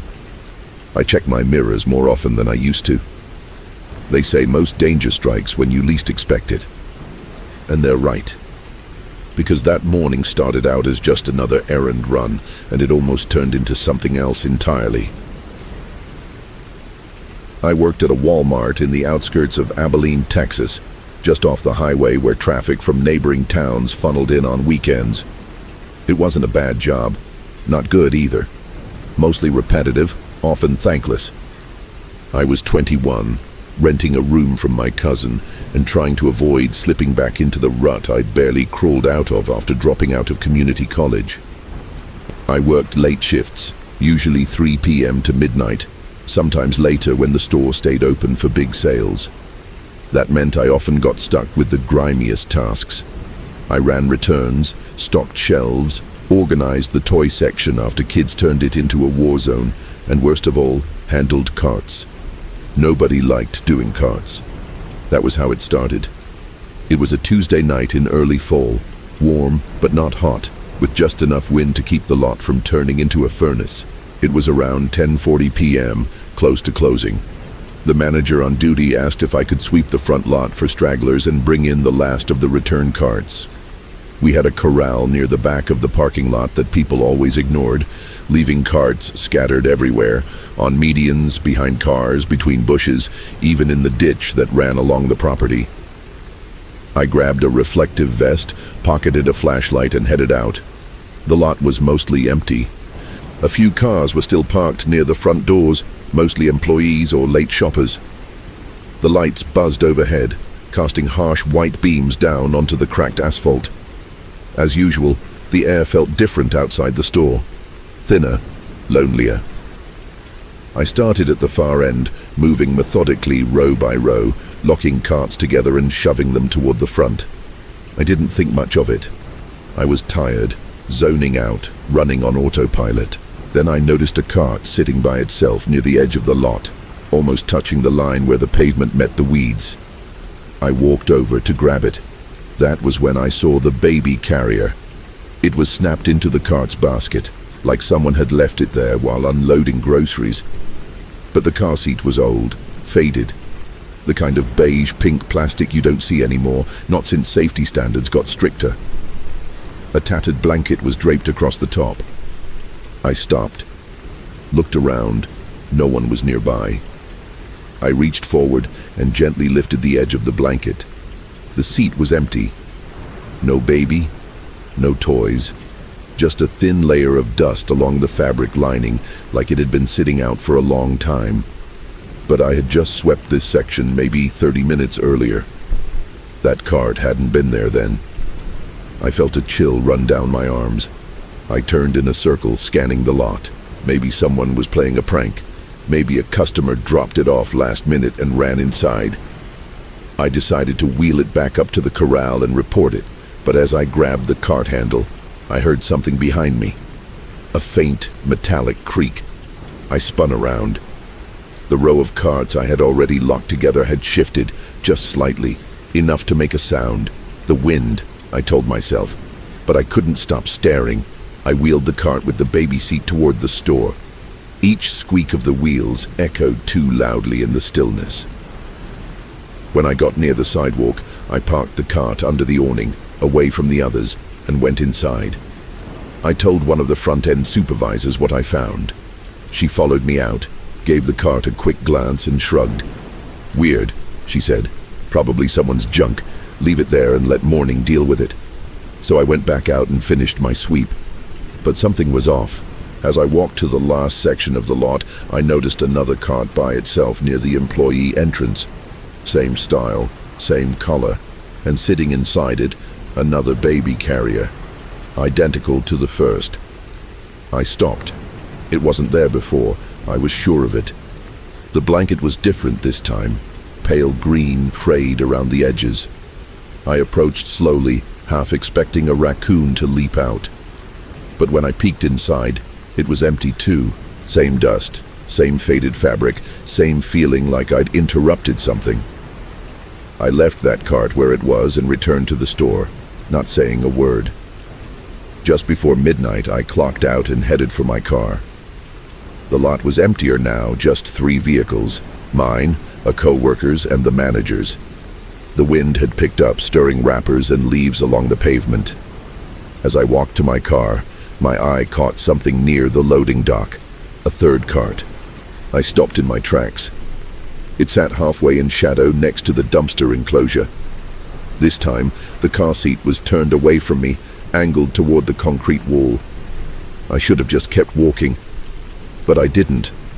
I walked over slowly, my footsteps echoing in the hollow quiet. As I got closer, I saw the blanket was yellow this time, soft fleece covered in tiny ducks. It looked newer than the others. I leaned forward. This one wasn't empty. At first I thought it was a doll. Something about the shape looked too stiff, too pale, but then it blinked. I jerked back. The baby, or whatever it was, lay perfectly still. No sound, no movement, just those eyes, wide, staring, not at me, past me. Then I heard the cart creak again, behind me. I turned and saw the other 2 carts, now side by side, halfway across the lot. I hadn't touched them. I looked back at the baby, but the carrier was empty again. No blanket, no seat, just an old, rusted cart. I stepped back, heart pounding. My keys slipped from my hand and clattered onto the pavement. I crouched to grab them, glancing up once, just once, and saw movement near the corral. Someone was standing there, not close enough to make out a face, just a shape, human, motionless. I didn't wait to see if they moved. I sprinted to my car, started it, and backed out so fast I nearly clipped the cart return rail. As I pulled out of the lot, I looked in the rearview mirror. The carts were gone. All of them. The next day, I told a co-worker. He laughed at first. Then he got quiet. He told me about a woman who used to leave old baby seats in carts as some kind of protest. Something about custody or a lost child. But that was years ago. Management eventually banned her from the store. He said she was harmless. Sad, maybe, not dangerous. I didn't say anything else. A week passed, then two. Nothing strange happened. I stopped working closing shifts, started taking mornings again, got back into a routine. But last night, something happened that brought it all rushing back.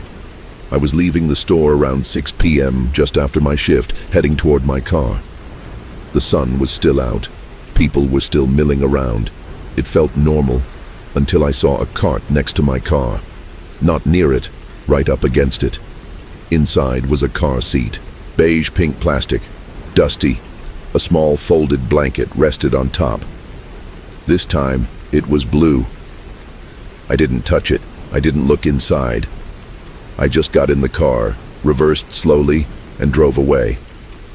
I didn't even tell my manager, because deep down, I know it wouldn't matter.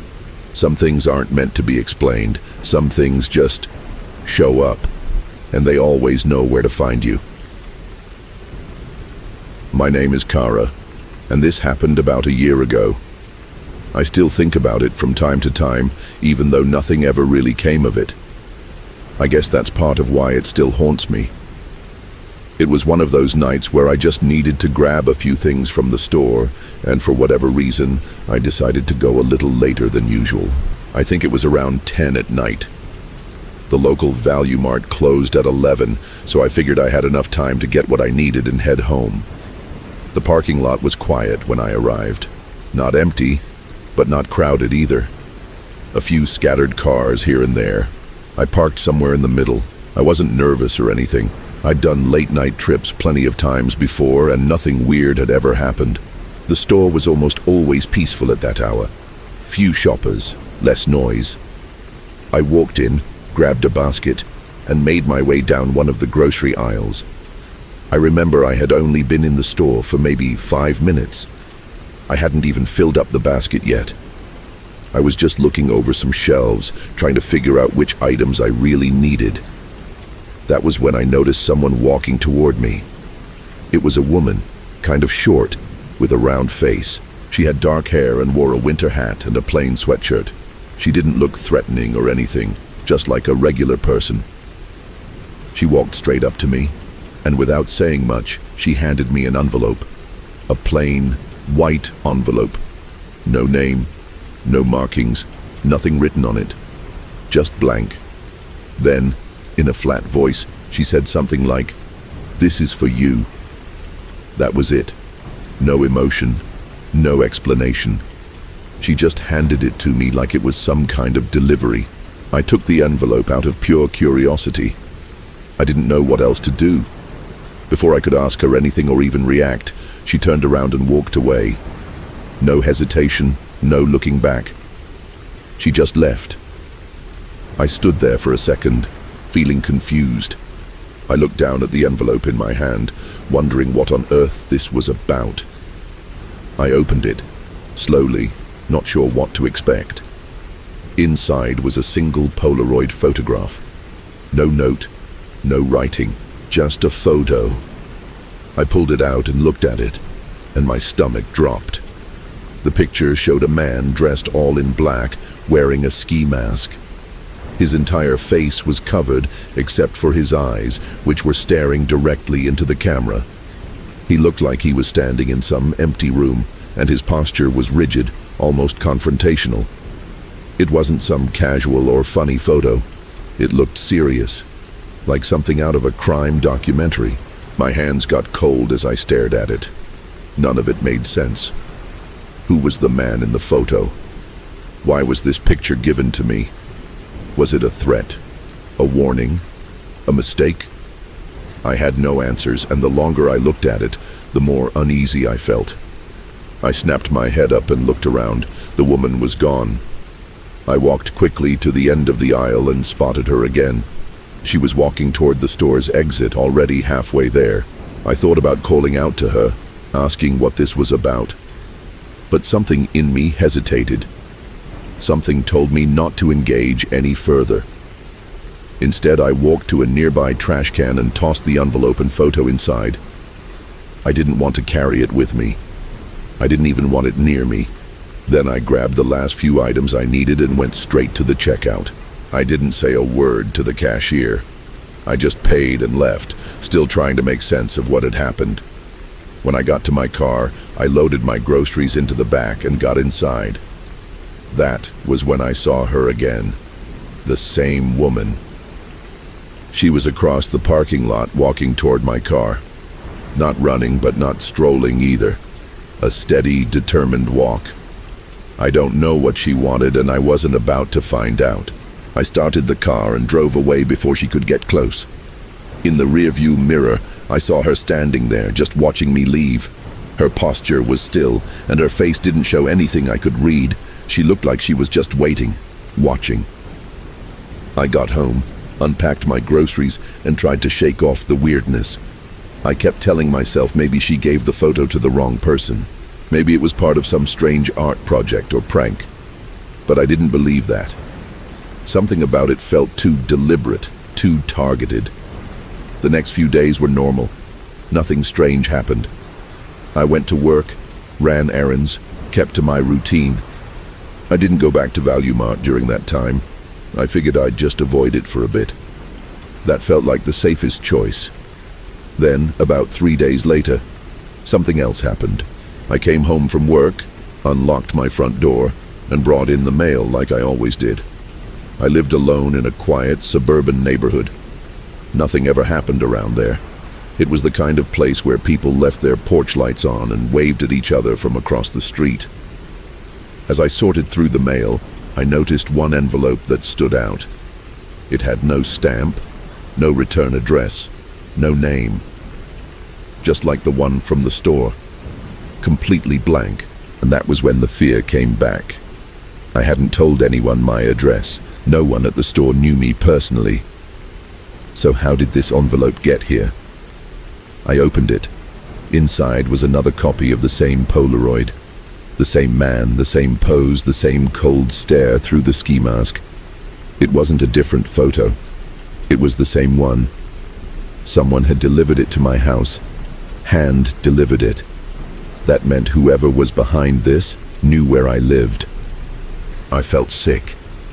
My hands shook as I held the photo.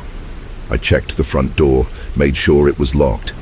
Then I walked around the house, checking every window, every possible entrance. Everything was closed, but that didn't make me feel any safer. I didn't know what to do. I didn't call the police because technically nothing had happened. No crime, no break-in, just a photo. But it felt like a threat, even if it wasn't one in words. I told a few close friends about it. We talked through the possibilities. Maybe it was a mistake. Maybe someone else was the real target. But if that were true, why would they send it again? Why go to the trouble of finding my house? None of us could figure it out. And I never saw that woman again. No more envelopes showed up. Nothing else strange happened after that. Just silence. And that silence made it worse in a way. It left everything unfinished. It's been about a year since it happened. I haven't gone back to Value Mart. I've changed some of my routines. I installed a camera near my front door. I still don't know who the man in the photo was. I still don't know why I was given that picture. But I think about it more than I'd like to admit. That moment in the aisle, the woman's blank face, the stare in the photo, the second envelope at my home. None of it ever added up, and the fact that it all stopped just makes it harder to forget. It's one of those things that crawls into your mind late at night. You replay it, wondering if you missed something, if it meant more than you realized. Or worse, if it's not over, and you just haven't seen the next part yet. My name is Justin, and this happened to me almost exactly a year ago. It was a pretty uneventful evening, the kind that never seems like it'll amount to much. I live in a quiet part of Florida, not far from the coast, and that night I just needed to pick up a couple of basic things from Walmart. It was close to 9 at night, and I figured I'd be in and out in maybe 10 minutes. No cart, no list, just a couple items for my garden. I even thought about waiting until the next day, but something in me pushed to get it done right then. I still think about that choice sometimes. I pulled into the parking lot, and As usual, drove toward the back where there were more open spaces. I do that out of habit, maybe for the quiet or just to avoid the crowd. I parked, turned off the engine, and started walking up to the building. The night air was sticky, a little humid, and the sky was that deep navy color just before full darkness settles in. As I neared the entrance, maybe 30 feet from the automatic doors, I saw something that made me slow my steps.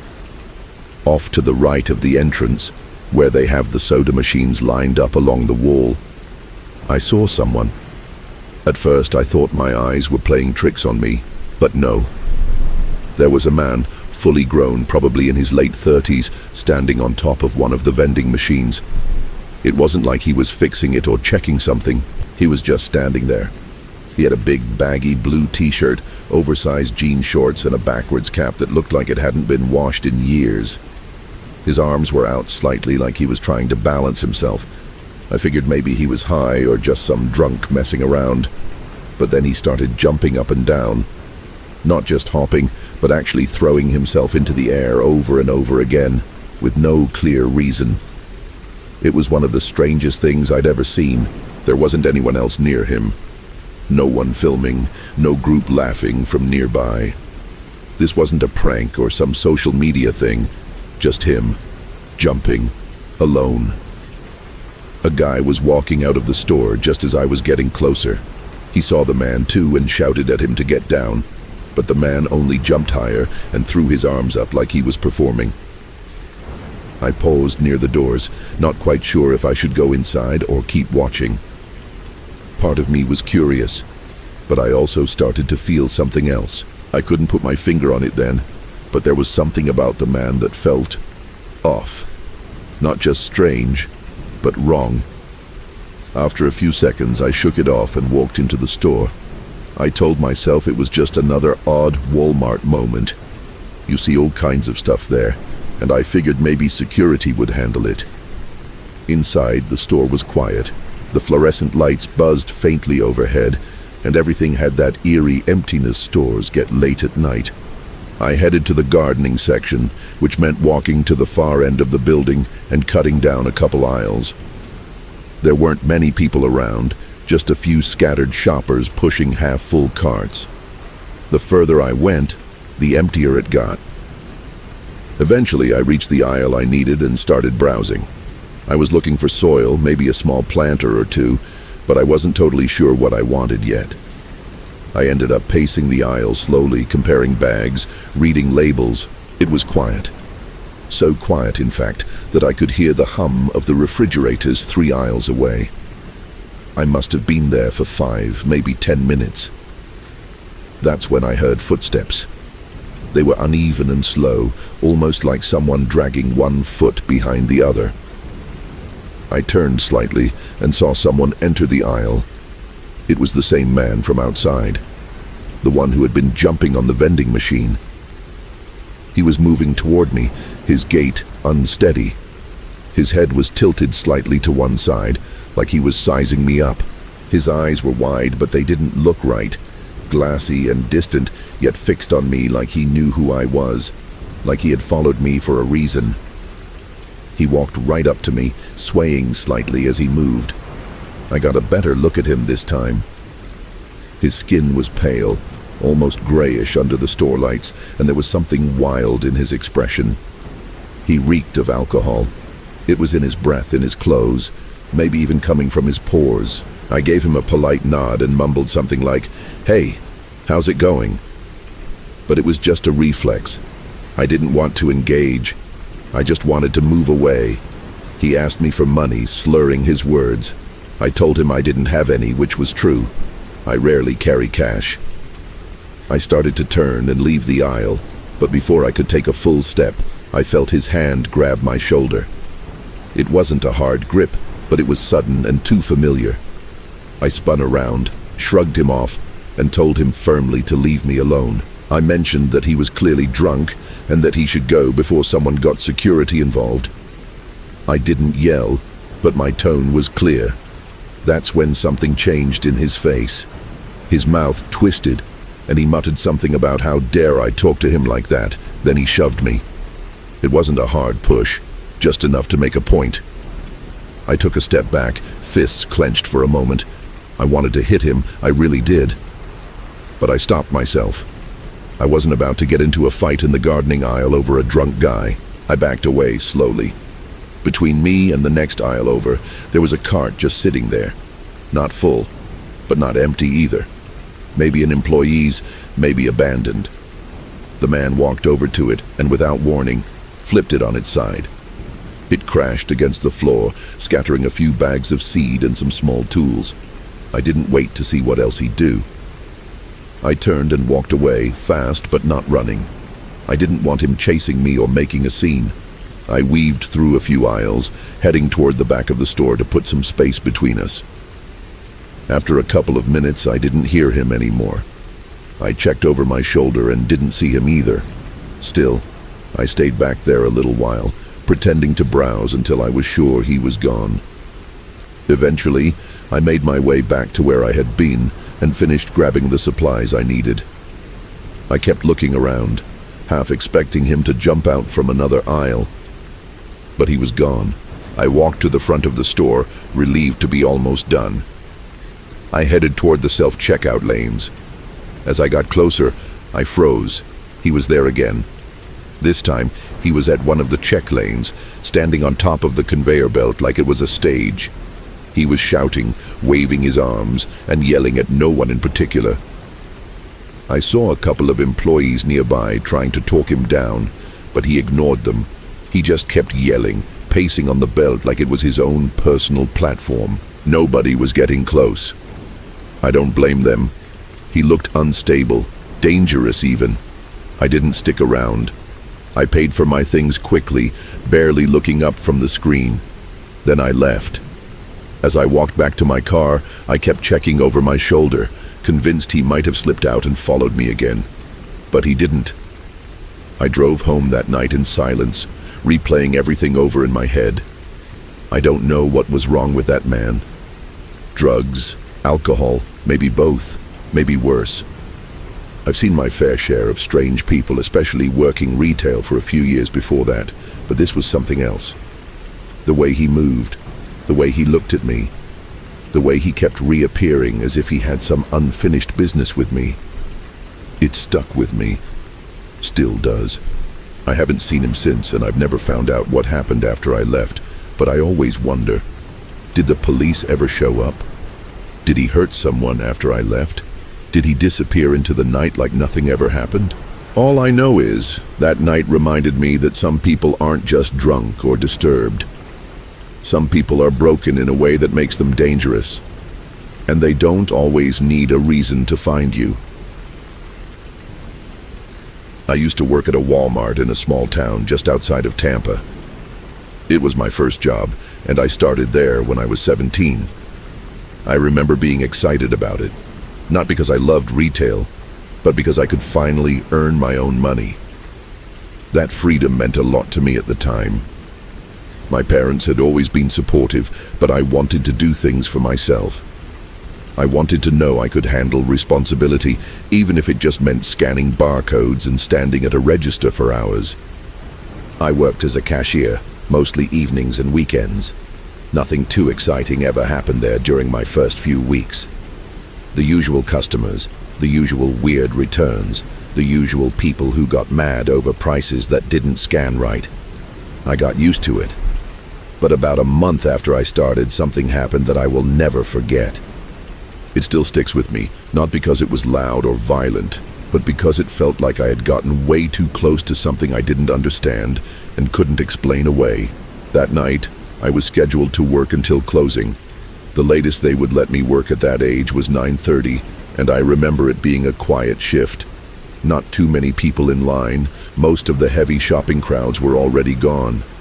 The store felt calm. That calm didn't last long.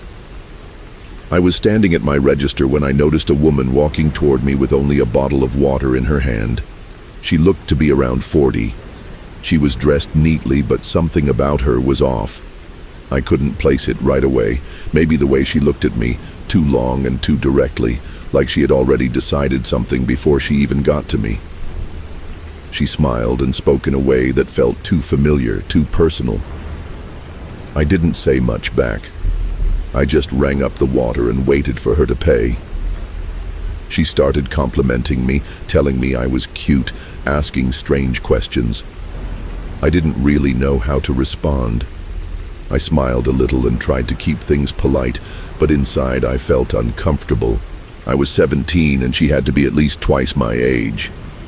At first I thought she was just trying to be funny, maybe a little too friendly. But the longer she stood there, the more I realized she was serious. She asked me what I was doing after work. I told her I was going home, even though I probably didn't need to explain myself. She kept talking, saying I should hang out with her. It didn't feel like a joke anymore. It felt like she had made a plan that I wasn't part of. I told her no. I said I had school the next day and that I was going straight home. I didn't want to be rude, but I wanted her to understand that I wasn't interested. She just laughed and told me I should loosen up. Her voice was calm, smooth even, but the way she stared at me didn't match the tone. I felt trapped standing there. She asked me for my phone number and I told her I didn't have a phone. That was a lie, of course, but it was the only excuse I could think of to make her stop asking. Eventually, she said something about seeing me later and walked away. I watched her leave, making sure she was actually gone before I turned my attention back to my lane. I kept working for the rest of the shift, ringing up a few more customers, trying to shake the feeling. I told myself she was just being weird and that it didn't matter. But something about it kept crawling back into my mind. 9:30 came and I was off the clock. I went to the back, clocked out, grabbed my stuff, and walked out through the main entrance. The parking lot was mostly empty by then. A few employee cars, mine included, all parked near the back. I walked out slowly, trying not to think about anything, just glad the day was done. But as I got closer to my car, something caught my attention. About 2 or 3 spaces over, I saw another car, engine running. Headlights were on. Inside were 2 people. The woman was in the passenger seat, the same woman from earlier, and in the driver's seat was a man I had never seen before. He was older, probably in his 40s as well. He sat still, staring ahead. But I knew he had seen me. The woman turned and looked right at me through the window. She didn't wave, didn't smile, just stared. My heart dropped. There was no reason for them to still be there. I had last seen her almost 30 minutes earlier. She had no bags, nothing she bought except that water. Why was she waiting in a running car, in the dark, parked near mine? Something inside me screamed that I should not go to my car. I stopped walking. I was only about 20 feet away, close enough to reach it in a few seconds, but I didn't move. I turned and casually walked back toward the store, trying not to look scared, but my mind was racing. I didn't know what they wanted, but I didn't want to find out. As I walked, I could feel something behind me. A sound, maybe a presence, something shifting in the air. I looked back and saw the car beginning to move. The engine got louder and the headlights shifted. They were coming toward me, slowly at first, just rolling through the lot like they were leaving. I kept walking faster now, aiming straight for the Walmart entrance. Then the car sped up. It moved up beside me and stopped. The window rolled down. The woman leaned out slightly and asked if I needed a ride. Her voice was softer now, almost pleasant. I said no, not that it mattered. I didn't stop walking. She kept saying things, telling me they could take me wherever I needed to go. She acted like this was normal, like we were friends or something. The man just stared. He never said a word. I didn't answer again. I just turned toward the door and pushed through it as fast as I could. I didn't even look back to see what they were doing. Inside, I stood near the front, close to the greeter's podium, and watched through the windows. The car circled the lot once, then drove toward the back exit. I thought it was over, but a few minutes later it came back. They didn't park again, but they kept driving around slowly. They passed by the front doors at least twice, never stopping, never speeding up, just circling, watching, waiting. I stayed inside, pretending to look at something near the entrance. I debated calling my parents or even telling an employee, but I didn't want to cause a scene. I just waited. After maybe 10 minutes, the car finally pulled out of the lot and didn't return. Even then, I didn't leave right away. I gave it another 5 minutes, just to be sure. I finally stepped outside again, heart still pounding, and walked to my car as quickly as I could. I kept looking around, checking every direction. The lot was still. No headlights, no people, no sound except my own footsteps and the hum of a distant streetlight. I got into the car and locked the doors immediately. The drive home was tense. I kept checking the rearview mirror, half expecting to see them behind me. But the road stayed empty the whole way back. I made it home without seeing that car again. I worked at that Walmart for about 2 more months before I quit. I never saw that woman again. Not once. Maybe they were just messing with me. Maybe it was a joke or some kind of strange misunderstanding. But I don't think so. The way she watched me, the way the man never spoke, the way they waited, the way they followed me, it felt like something much darker. It felt like I had gotten close to something bad. Something I wasn't supposed to notice. I still think about what might have happened if I had walked to my car a little faster. If I hadn't turned around. If I had stopped to talk longer. I don't know what their plan was, but I know they had one. And I know I was part of it, whether I wanted to be or not. When I was around 10 years old, my dad took my older sister and me to a large store near the edge of our town. It wasn't exactly a Walmart, but it was one of those massive all-in-one places with too many aisles and way too many people. My sister and I had this habit of splitting off and exploring by ourselves whenever we went shopping. My dad didn't mind as long as we kept in touch using these chunky little walkie-talkies he'd bought for us. He was trying to be responsible about it, and we thought it was cool, like we were on some secret mission every time we went shopping. That day, I was walking alone through the bedding section, scanning all the patterns and colors as I tried to pick out a new comforter for my room. I remember crouching down and running my hand across one with little golden stars on a navy background. I was entirely focused on it, staring at the stitching and imagining how it would look on my bed. It was quiet over there, the kind of quiet you get in the far corners of a giant store where no one really goes unless they have to. Something made me pause. It wasn't a sound or a sudden movement. It was just that sudden, unmistakable feeling that you are not alone. My body stiffened a bit, and without really knowing why, I turned to look behind me. At the other end of the aisle stood a man.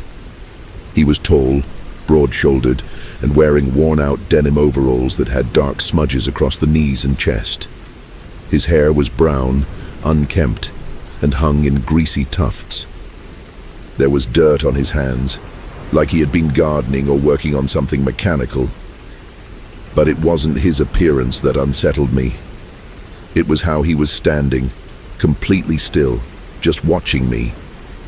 He didn't seem to be shopping. His hands weren't full, he wasn't looking at the shelves, and he didn't flinch when I turned and saw him. A cold awareness settled in my chest. I didn't run.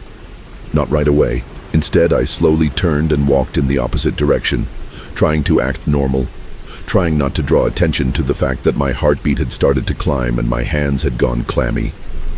I clutched the walkie-talkie on my belt and pressed the button to ask my dad where he was.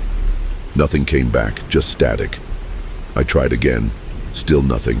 I began to speed up, pretending to be interested in random things on the shelves as I made my way toward the pet supplies. By the time I reached the dog food aisle, I was relieved to see another shopper nearby, a middle-aged woman examining chew toys. Her presence grounded me a bit. I stood beside her, trying to look casual, pretending to study a bag of treats. Out of the corner of my eye, I saw him again. He passed the opening of the aisle. He didn't look in my direction, didn't stop, just walked past. I almost convinced myself that he wasn't really following me. Maybe it was all just some misunderstanding, a weird coincidence. But then I turned around. He was there again, standing still at the end of the aisle. This time, closer than before. Still watching. I felt my throat tighten. I moved quickly now, walking toward the front of the store. I didn't want to draw too much attention, but I knew I needed help. My plan was to find the customer service desk and have them call for my dad over the intercom. But as I moved through the store, I became aware that he was mirroring me. When I turned down an aisle, he would appear at the other end. When I tried to head toward the registers, he would cut across and reappear to block my way. It was like a slow, quiet game of chess, where I was always one move behind. I didn't know what he wanted. I only knew that he wanted me. I panicked. In my child's mind, the bathroom seemed like a safe place, somewhere with locks and doors. I broke into a sprint and slipped through the entrance to the restrooms near the back of the store. Inside, I picked a stall near the end and locked the door behind me. I climbed onto the toilet seat, trying to hide my legs in case he looked underneath. My walkie-talkie crackled once but didn't respond when I tried to call again. The air was thick and warm and smelled of cleaning chemicals. I could hear my own breathing, shaky and uneven. Then came footsteps, not rushed, just measured and deliberate. They grew louder as someone entered the bathroom. I looked down and saw his shoes, dirty brown boots, heavy and worn, stepping into view beneath the stall door. They stopped, just stood there. I don't know how long he was there. It felt like forever. I didn't move. I didn't breathe. I just listened. Then a voice, sharp and angry, a woman's voice, shouted something I couldn't understand. The boots shifted, turned, and hurried out. A second later, a knock at my door, a woman asking if I was okay. I unlocked the stall and stepped out. She looked to be in her 50s, wearing a bright yellow employee vest and a concerned expression. I didn't say much. I just broke down and started crying. She wrapped an arm around my shoulders and walked me to the front, staying close the whole way. I clung to her hand, too afraid to even glance around to see if he was still there. When we got to the customer service counter, she stayed with me, comforting me until my dad finally showed up. I told him everything, every detail. The man, the following, the bathroom, the boots. The employee backed me up, repeating what she had seen, how scared I was, but my dad didn't believe me, or maybe he just didn't want to. He said I had probably gotten confused, misread someone's behavior. Maybe I'd let my imagination get the better of me. But I knew what had happened. I knew what I felt. That man was watching me. He was following me. He wasn't shopping. He wasn't lost. He was hunting. After that, I stopped exploring stores by myself. I kept close to my parents, always within arm's reach. Even years later, I would get anxious in department stores, especially if the crowd was thin or the lighting was dim. The image of those boots under the stall never really left my mind. I replayed that moment over and over, trying to figure out what would have happened if that woman hadn't walked in. What if she had been a minute later? There were rumors in our town that someone had been bothering children in public places, though no one had ever been arrested. No descriptions had been shared, no photos, no police sketch. Just whispers. I never saw that man again. But sometimes when I'm in a public place and I get that strange sensation that someone is watching me, I wonder if he ever saw me again. And if he did, I wonder if he remembered the little girl who got away. It was a cold December afternoon, that stretch right before the holidays, when every store feels like it's on the verge of imploding under the weight of plastic decorations, piped-in jingles, and crowds of tired people just trying to finish their lists. I had planned to avoid the chaos altogether, but I'd put off grocery shopping a little too long. I was out of essentials, and with 2 kids and a nearly empty fridge, I didn't have a choice. I bundled everyone up, loaded them into the car, and headed to the local supermarket, a place just large enough to be chaotic but small enough to feel manageable. I had a friend with me, a guy I'd known for years. He was tall, easygoing, and good with my kids. He had come along more for the company than anything, though he ended up splitting off early on to take a work call. I didn't mind. My children were both in the cart, my son in kindergarten already acting like he was my protector, and my daughter, who was younger, still talking mostly in half sentences. She had this way of noticing things most people missed, which I usually found endearing. Usually. We were in the pharmacy section when it happened. I was comparing hair dye boxes, trying to find something that might cover my growing streaks of grey, when my daughter, seated in the cart, looked up from the little stuffed toy she had been gnawing on and said a single word: creepy. It came out simple, unblinking, like she was just identifying a color or a shape. I turned to look where she was staring, and my heart did this strange skip. Standing about 20 feet behind me was a man, middle-aged, short and stocky, with dull, pale eyes and thinning hair. He wasn't holding anything, wasn't browsing, just standing there in the middle of the aisle with his eyes fixed on us. I felt a ripple of discomfort slide through me.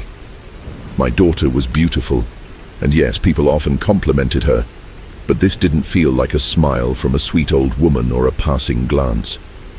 This was fixed, silent attention.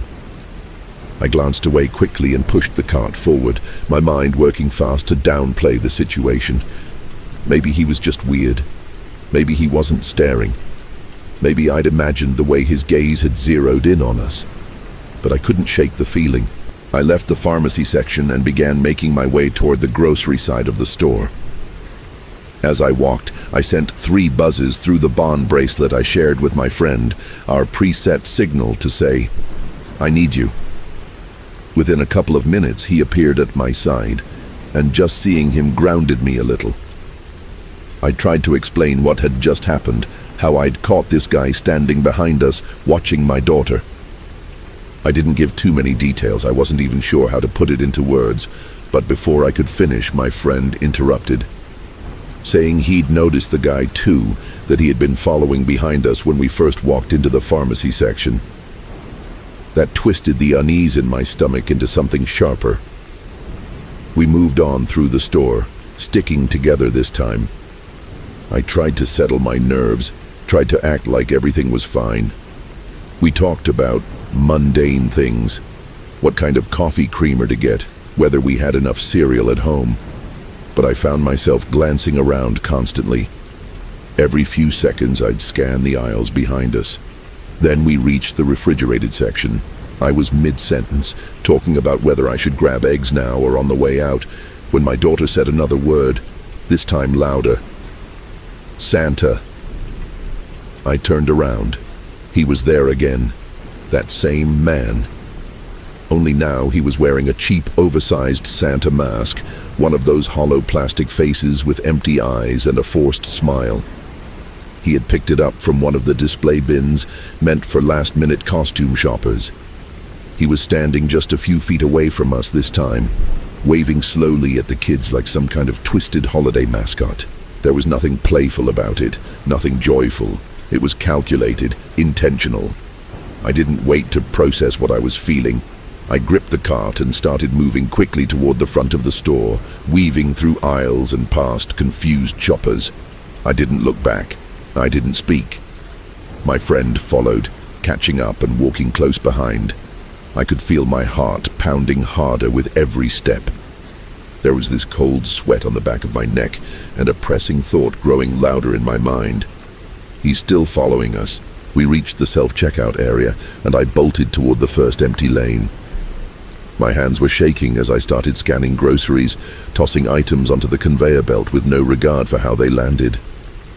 My friend was trying to remain calm, glancing around casually as if we weren't mid-panic.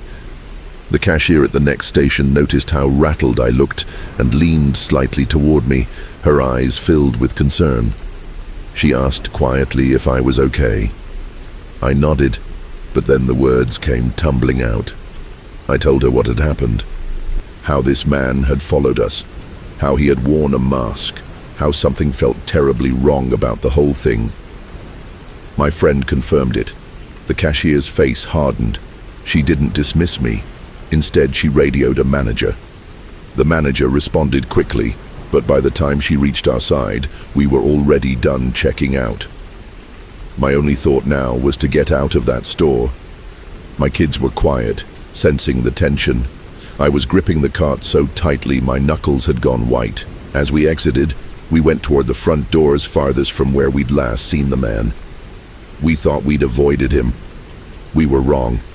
He was already outside, waiting, standing just beyond the automatic doors, leaning against a post, still wearing the mask, now pushed up onto his forehead like a twisted hat. He tried to make eye contact again, this time with my daughter, who sat quietly in the cart with wide eyes. My friend, who had until now remained fairly calm, stepped forward. He's over 6 feet tall and knows how to make his size work for him. He squared his shoulders and walked toward the man, his body language shifting from relaxed to a kind of protective aggression I hadn't seen in him before. He didn't yell, didn't threaten, but whatever he said, or however he said it, worked. The man turned and walked away, disappearing toward the far edge of the parking lot, just as a couple of store employees and the manager finally caught up and followed after him. We didn't wait to see what happened next. My friend loaded the kids into their car seats while I threw the groceries into the trunk, barely caring what landed where. I got behind the wheel and drove out of that lot like it was on fire. I didn't really breathe until we were halfway home. It's May now. Nearly 6 months have passed, but I still think about that day. I still replay the scene of him in that mask, waving, still wonder what his endgame was. I try to remind myself that maybe he was just mentally unwell. The store is close to a psychiatric outpatient facility, and the area is known for housing individuals with various needs, some of them harmless, some of them not. But that doesn't explain the way he moved, the way he watched, the way he seemed to know exactly how to unsettle without ever crossing a clear line. I've always considered myself an assertive, even confrontational woman. I'm a mother, a protector. I'm not one to be intimidated easily, but in that moment with my children watching and the cold breath of danger just behind my shoulder, I froze. I couldn't make a scene, couldn't scream, couldn't even say the words I wanted to. I just walked faster and tried to get them to safety. I'm grateful my friend was there. I don't know what might have happened if he hadn't been. I tell myself we handled it, that nothing happened, that we were safe. But something did happen. Something shifted. I lost a little of the comfort I had in public spaces, a little of my ease with strangers. I double-check my locks more often. I park closer to entrances. I never shop without scanning the store. I hope I never see that man again. But I also hope someone else doesn't see him for the first time. Because there's something deeply wrong about a man who hides behind masks and smiles during the holidays, and I don't think he was just wandering for fun.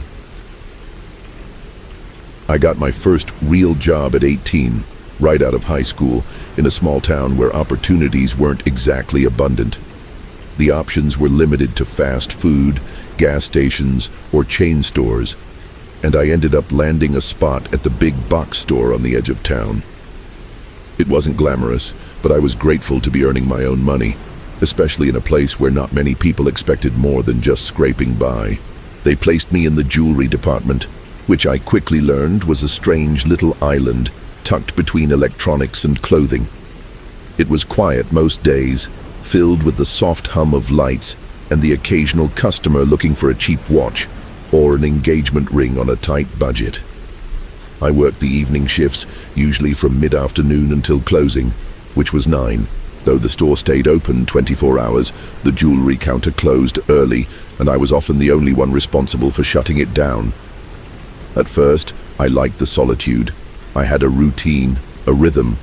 I'd straighten up the glass cases, polish the counters, lock everything up, and try to kill time until the shift ended. The quiet gave me space to think, but over time, something about that silence became heavy. Especially when I started noticing him. He was one of the overnight stalkers. At first, I didn't think much of him. Middle-aged, maybe in his early 50s, with shoulder-length, frizzy hair that looked like it had been brushed with a rake. He had a strange bounce in his walk, like he was always slightly off balance, and something about his eyes made it hard to tell if he was always watching you or looking through you. The first time we crossed paths, he gave me a short greeting as he passed the counter. "Hi," he said. I looked up, smiled politely, and said hi back. That was it. But then it happened again. And again. Almost every night that I closed alone, he'd walk by. Never stopped to talk. Never bought anything. Just passed by and said hi. Always the same tone. Always the same stare. At first, I thought it was just part of the job. Just the kind of thing you deal with working retail. But then something shifted. It was my birthday. A few of my friends who worked in other departments had surprised me with a little cake in the break room, and we'd shared some laughs and hugs before going back to our duties. About an hour later, I returned to my counter to find that a card had been left for me passed through my manager. I wasn't expecting anything else, so I opened it without thinking. Inside was a simple birthday message, but the words were off. Very off. "Happy birthday.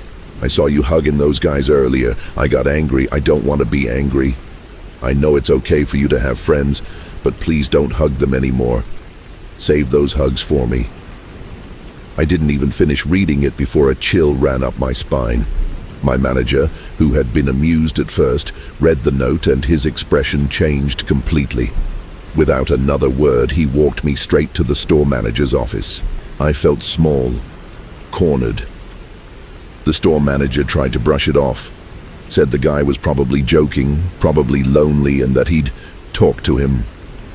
But even as he spoke, I could tell he didn't really take it seriously. He treated it like a minor irritation, not the beginning of something much darker.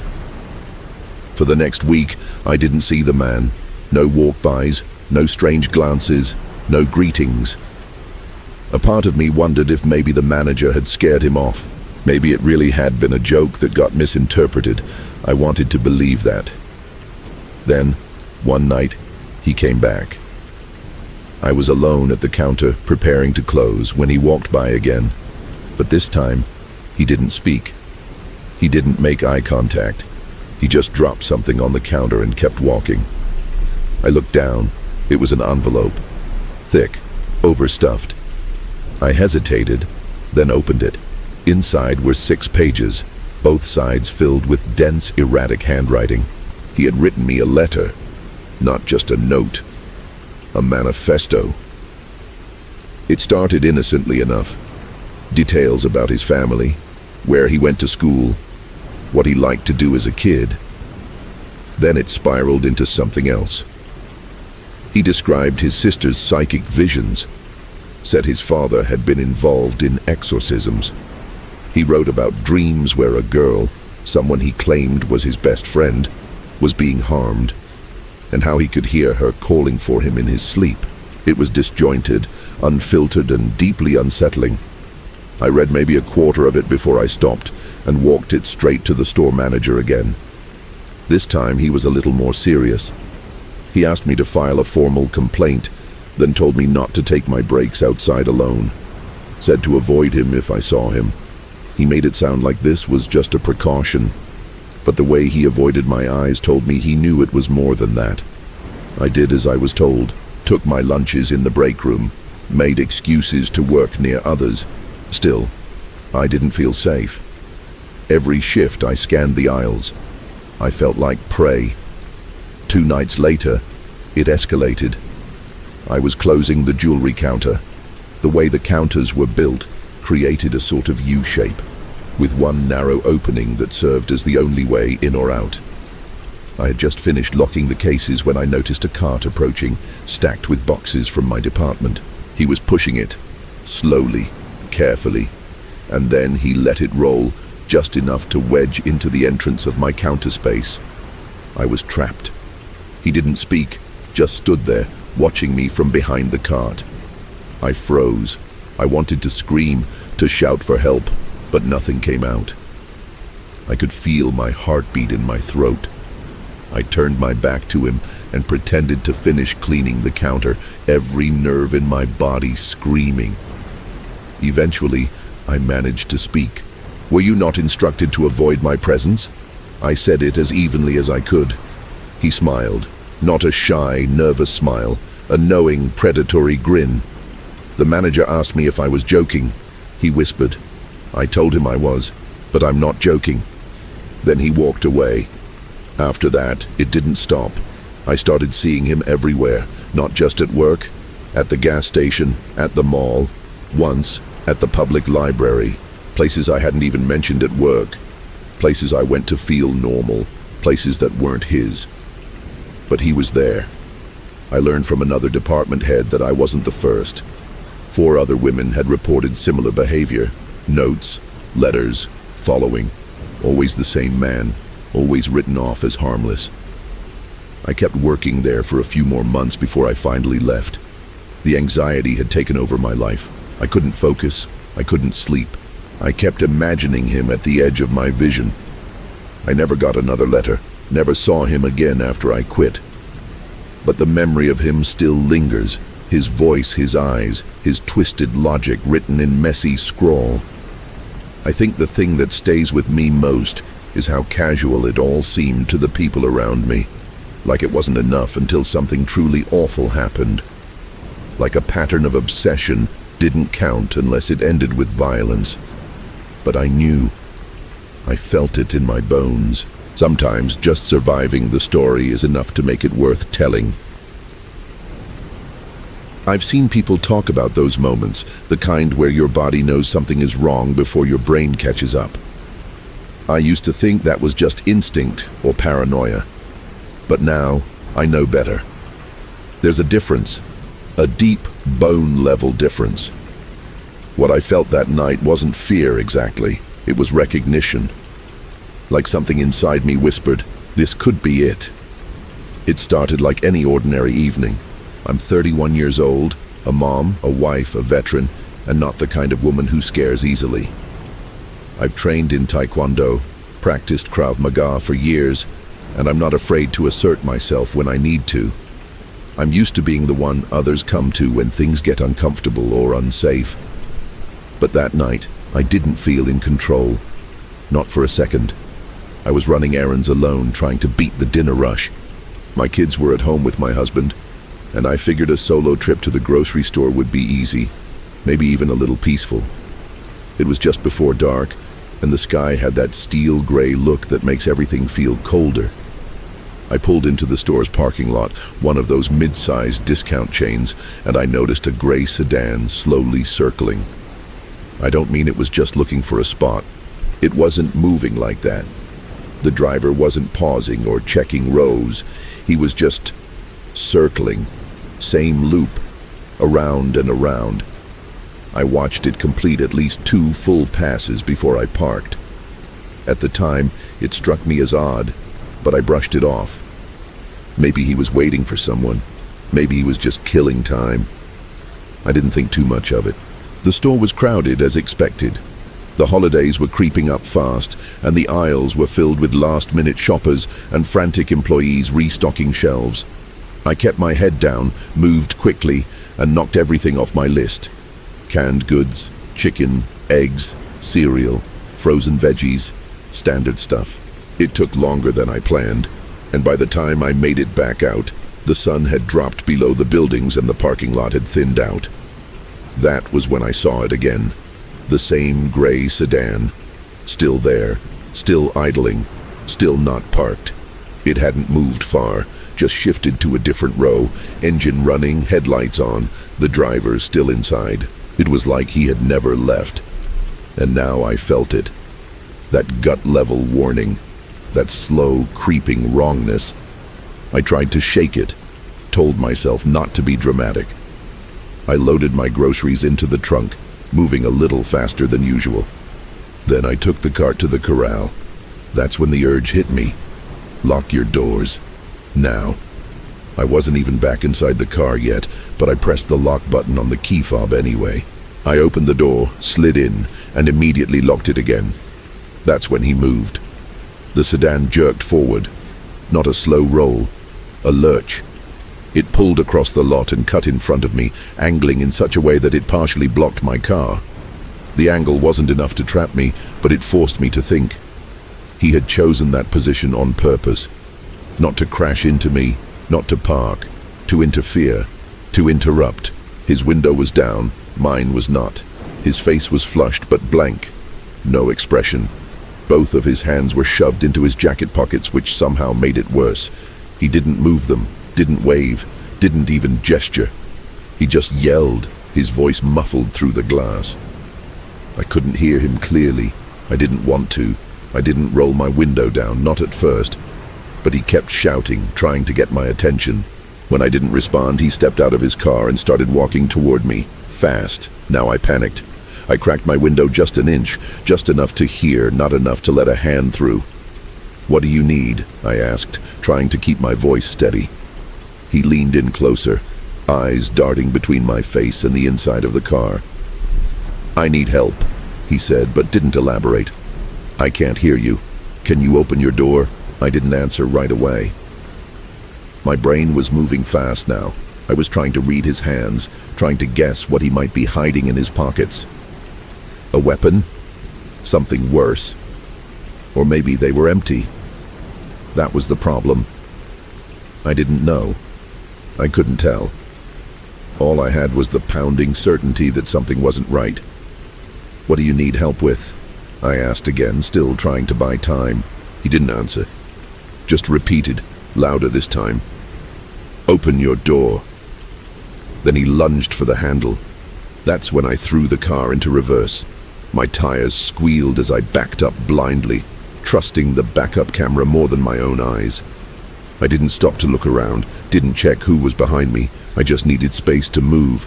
He followed, yelling, his face now twisted into something more aggressive, less human. I didn't give him a second chance. I shifted into drive and sped away, cutting across the lot toward the main road.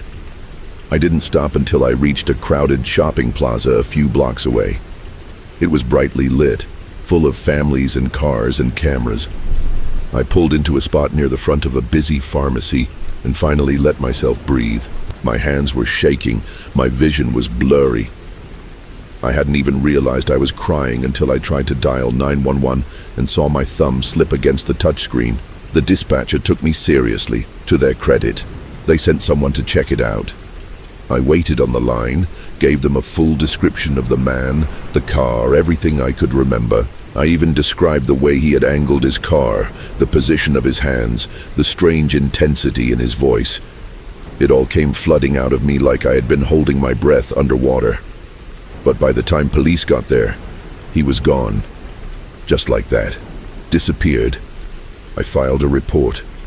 Gave them my phone number. I don't know if anything ever came of it. I never got a follow-up. Maybe they couldn't find him. Maybe they didn't try very hard. I'll never know. All I have is the memory of his face, the feeling of my car door jerking as he tried to open it, the pressure of his presence hanging in the air long after he'd driven away. What haunts me most is the fact that he didn't seem angry. Not at first. He wasn't shouting in rage. He was methodical. He waited, watched, picked his moment. He didn't want a confrontation. He wanted access, entry. He wanted me to open my door, and that still keeps me up at night because I know what could have happened if I had. I used to work the graveyard shift at a quiet little office tucked into a lonely industrial complex. Most nights passed without incident, just the soft hum of the HVAC and the occasional clatter of my own typing. But one night, about 25 years ago, something changed. That night carved itself into the back of my mind, and even now I can feel it watching me from the corners of memory. It started around 2:30 in the morning. I had wrapped up my work earlier than usual and was preparing to back up everything I'd done onto a set of floppy disks, which was our standard practice back then. I realized I didn't have any blank ones left. Normally, I would have just waited until morning, but something made me want to finish it that night. Maybe it was a sense of obligation, or maybe I just didn't want to leave anything unfinished. So I clocked out and decided to make a quick run to the nearest 24-hour Walmart to grab a box of new discs. I figured I would leave the receipt on the bookkeeper's desk for reimbursement. It was nothing out of the ordinary, or so I thought. Looking back, there were little things I ignored. There had already been rumors about some odd computer behavior earlier in the week. Files disappearing, disks refusing to read. We chalked it up to bad hardware. A few days later, the truth would come out. A virus had been silently infecting our system, corrupting everything it touched.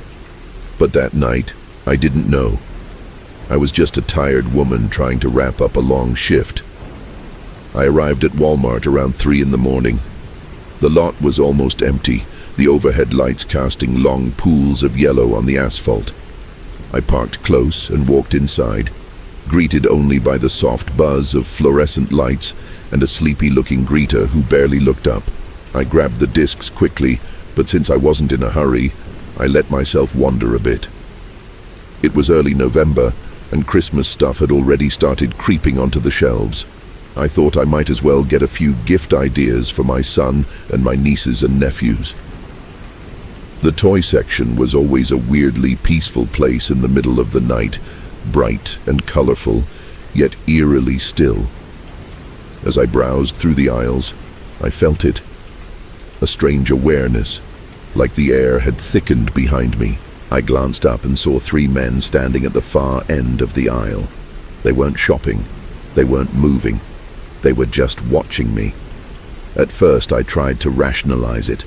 Maybe they were waiting for someone, or just hanging out. But they weren't talking. They weren't pretending to browse. They were just staring. I took a long look at them, not out of curiosity, but out of instinct. I wanted to remember their faces in case I needed to describe them later.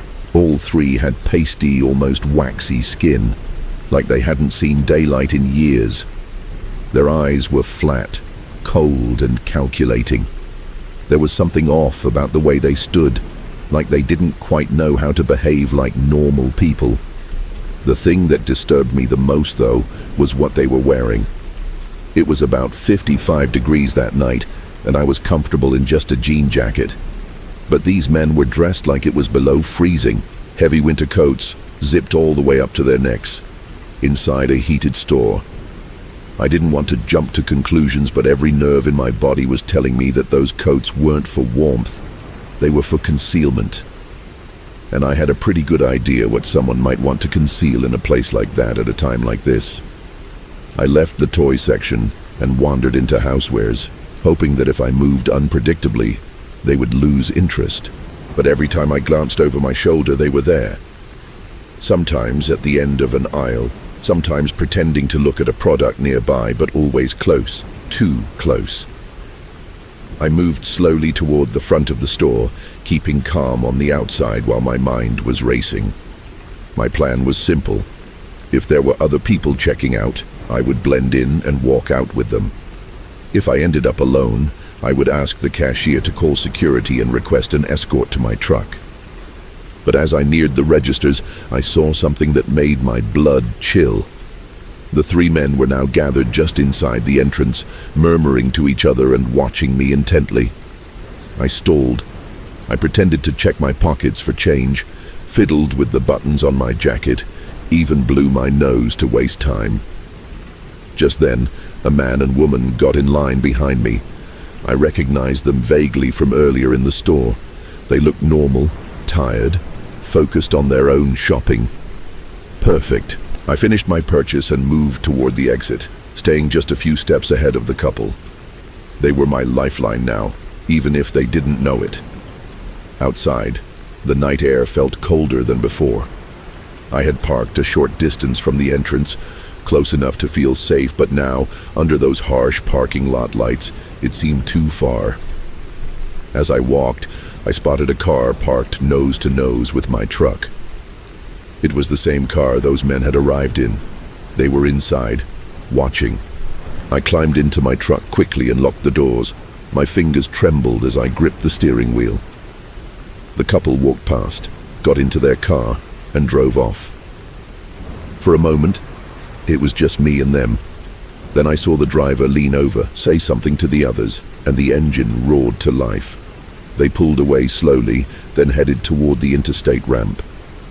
I didn't move. I sat in my truck and waited, engine off, lights out, watching the highway overpass. Only when their taillights vanished did I exhale. But I wasn't ready to go back to the office yet, not if they had somehow figured out where I worked. Instead, I drove several blocks past the interstate and pulled into a dark lot behind an empty strip mall. I turned off the lights, killed the engine, and waited in silence. Every passing car made me flinch. I watched their silhouettes, their speed, their direction. If even one of those cars circled back, I would drive straight to the police station.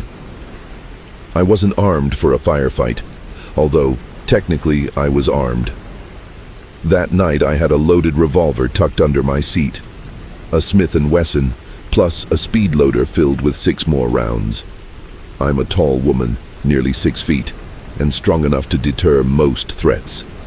But I knew that size alone wasn't always enough. 3 men with a plan would have no trouble overpowering me. If they had cornered me inside or outside the store, I don't know what would have happened. And honestly, I don't want to know. After 20 minutes of watching and waiting, and with no sign of pursuit, I returned to my office. I locked the doors behind me and backed up my files as quickly as possible. My hands were steady again, but my nerves weren't. That night changed something in me. I used to think of myself as street smart and unshakable. I carried a weapon, knew how to handle myself, and thought I could spot danger from a mile away. But that night showed me that danger doesn't always scream. Sometimes it whispers from the dark corners of a brightly lit store. Sometimes it stands silently, pretending to shop for nothing. It's patient, calculated. And if you're not paying attention, it can walk right up to you without making a sound. I never again ran errands alone in the early hours. And I never dismissed that feeling, that quiet prickling at the back of my neck. When someone's eyes are crawling across your skin, you look. You trust your instincts, because sometimes they're the only warning you'll get. It was just supposed to be a normal grocery run. Nothing special, nothing out of the ordinary. My mom and I had gone to our usual Walmart. It was around 7 in the evening, later than we usually went out because we had learned to avoid that time. But schedules had shifted, and we had no choice. We pulled into the parking lot, and as soon as we got out of the car, I saw them. 5 young men leaning against the front of the building near the entrance. They looked a little older than me, maybe early 20s. They were smoking and laughing loudly, making their presence known. When we walked past them, I noticed their eyes follow us. I tried not to look concerned. I've lived in a big city long enough to know that attention comes whether you want it or not. I usually carry several self-defense items with me, including pepper spray, a taser, a small knife, and a compact dagger in my purse. My mom, despite being tiny and appearing far younger than she actually is, has a way of commanding a room.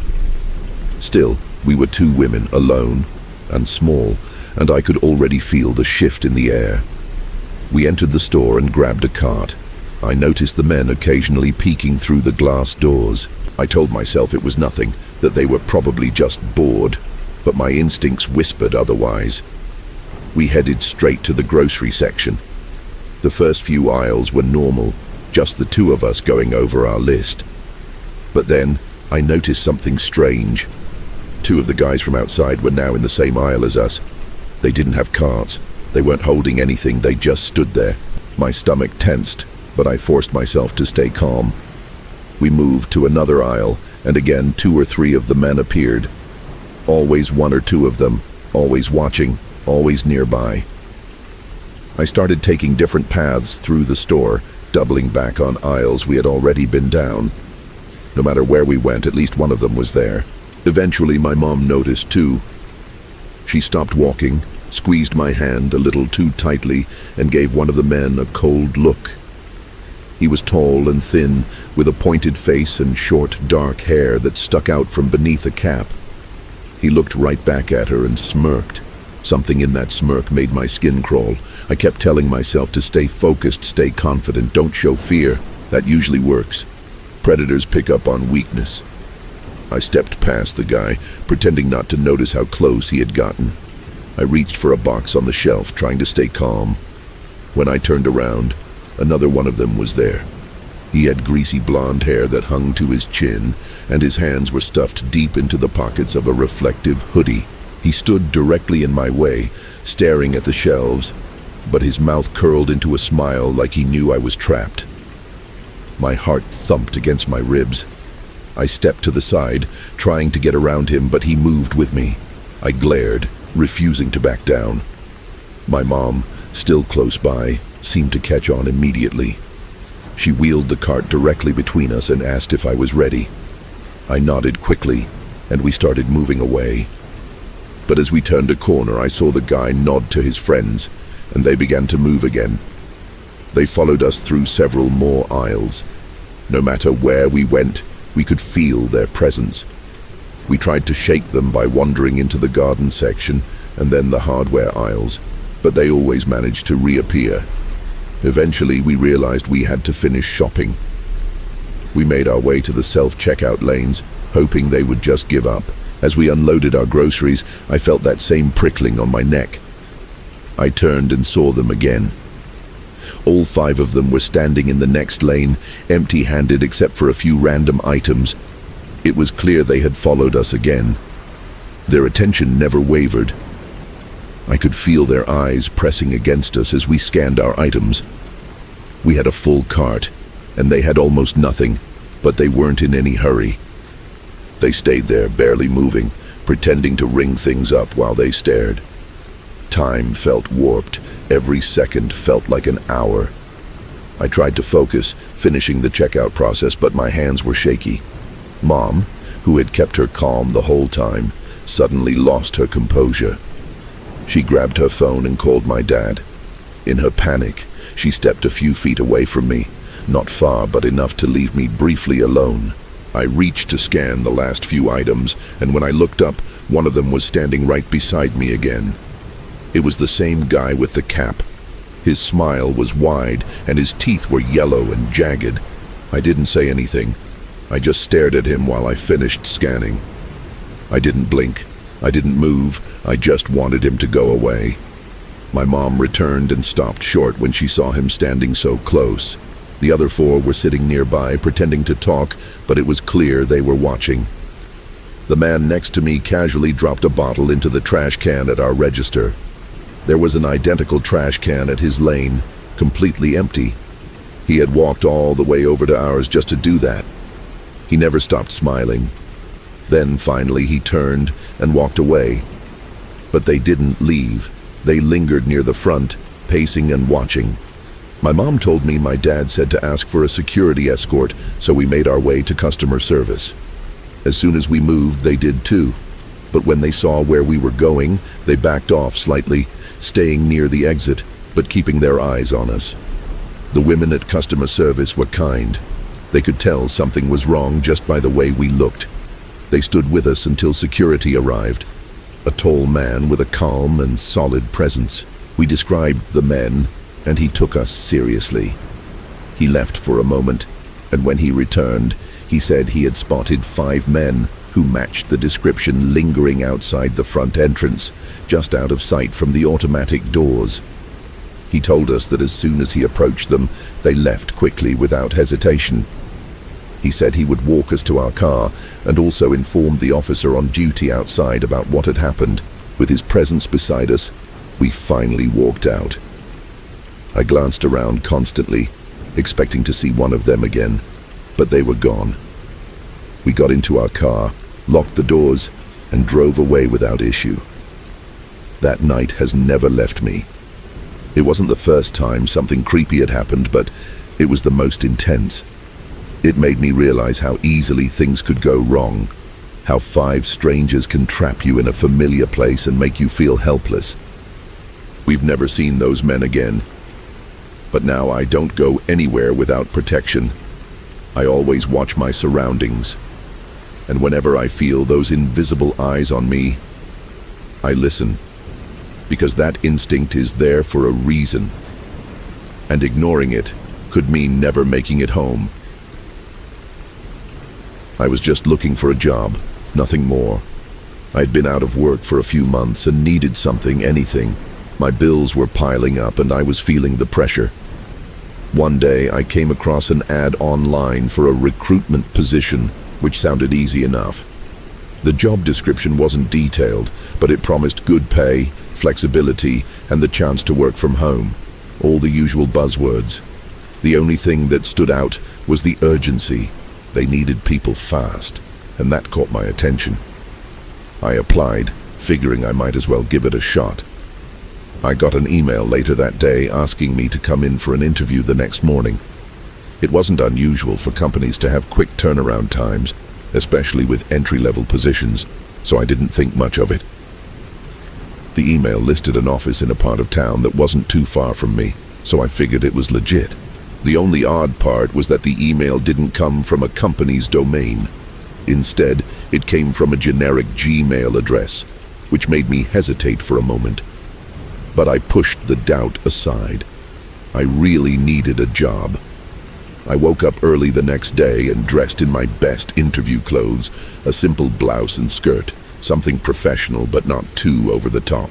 I arrived at the address they had given me, which was located in an office building that looked like it had seen better days. The lobby was quiet, and the elevator ride up to the 5th floor was uneventful. When I reached the floor, I saw a small sign on the door that read "Recruitment Agency" with a vague logo I didn't recognize. I knocked and waited for a few seconds before the door swung open. A man in his mid-30s answered the door. He had short, neatly combed hair and a tight smile that didn't quite reach his eyes. He introduced himself as Tom and immediately led me into a small conference room, which was mostly empty except for a table, a few chairs, and a whiteboard that had a bunch of scribbles on it. It looked more like a storage room than an actual office, but I tried not to judge. Maybe it was just a small company trying to get by. He asked me to sit down and quickly ran through the job details.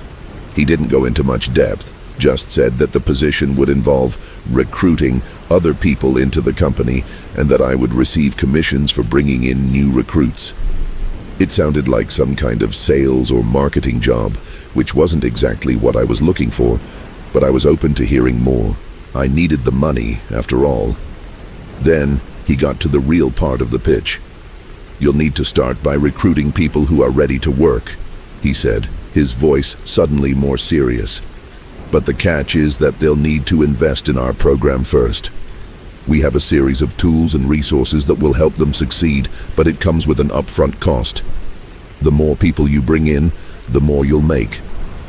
He smiled, but it was a smile that made my stomach churn. It felt rehearsed, like he was saying something he'd said 100 times before.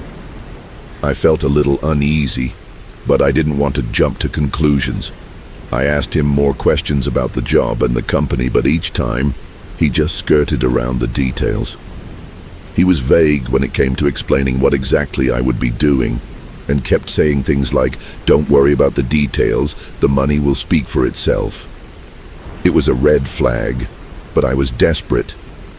By the end of the interview, he told me I had the potential, and that they were ready to offer me the job. All I had to do was sign a contract, pay a small fee for training materials, and I could get started. The fee wasn't a huge amount, just a few $100s, but I didn't have that kind of money lying around. I told him I would need to think about it, but he was persistent. "Listen, I understand you're hesitant," he said, "but if you're serious about making money, this is the way to do it. You'll make that money back in no time.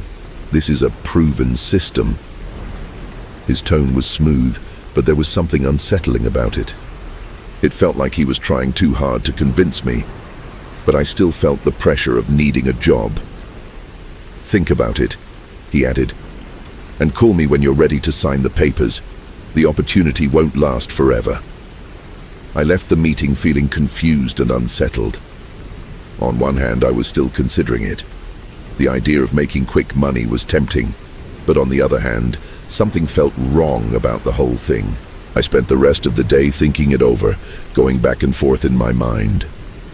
But eventually, I decided it wasn't worth the risk. I didn't have the money to spare, and the whole situation had an air of manipulation that I didn't like. I wasn't going to sign up for something I didn't fully understand, especially when the job description seemed so vague. The next day, I got another email from Tom asking if I was ready to move forward. I replied politely, saying that I had decided to pass on the opportunity. He responded almost immediately, but his tone had shifted. It was no longer friendly or persuasive. Instead, he seemed irritated. "You'll regret this," he wrote. "This is the best opportunity you'll ever get. You're making a huge mistake." That was the last time I heard from him. But the more I thought about it, the more I realized that this wasn't just a bad job opportunity, it was a scam. After doing some research online, I found out that recruitment agencies, like the one Tom had represented, were often involved in pyramid schemes. They made their money by signing up people who paid for training materials, then having those people recruit others to do the same. It wasn't a real job at all. It was just a way for a few people at the top to get rich while everyone else lost their money.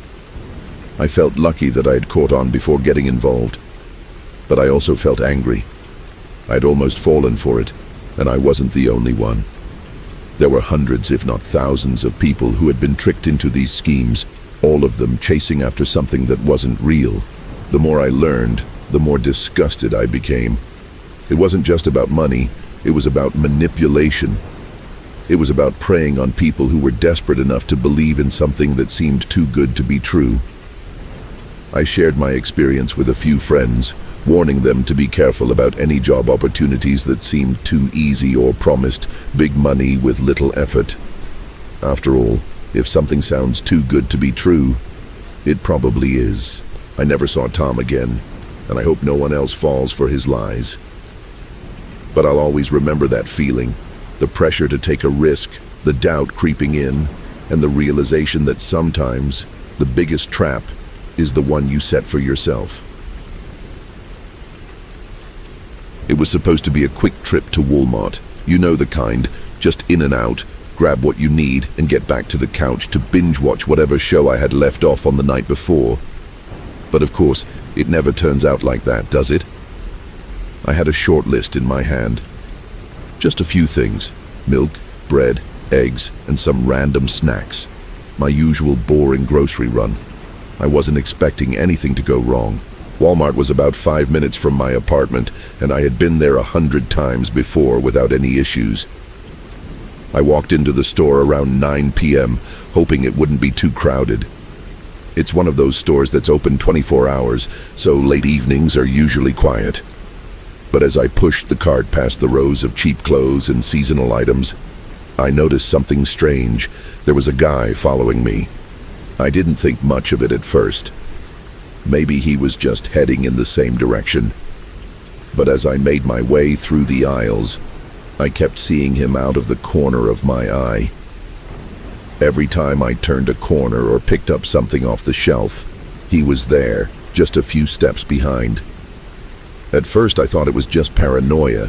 Maybe I was being overly cautious, or maybe he was just shopping like me. But as I rounded the corner into the dairy aisle, I realized he was still there. It wasn't a coincidence. He was following me. I started to pick up the pace, pretending to look at something on the top shelf, but keeping an eye on him. He was tall, with a jacket that looked a little out of place for the weather. It wasn't too cold, so he wasn't exactly dressed for the conditions. His movements were slow, calculated, like he was waiting for something. Or someone. My heart rate picked up. I couldn't shake the feeling that something was wrong. I casually glanced around, hoping for a sign of other people nearby. A few people were scattered across the store, but no one seemed to notice anything odd. The store felt unusually empty, and the fluorescent lights buzzed above me. It was silent, almost too silent. I tried to tell myself that I was just being dramatic.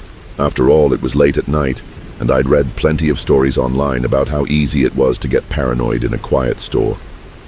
But then I heard it. A faint sound, like someone's footsteps getting louder, closer. I froze. It was him. He had sped up. I quickly turned down another aisle, hoping to lose him in the rows of random junk they always have on sale. The last thing I needed was for this guy to think I was some sort of target. I didn't want to make a scene, but I also didn't want to be followed around like a deer in the headlights.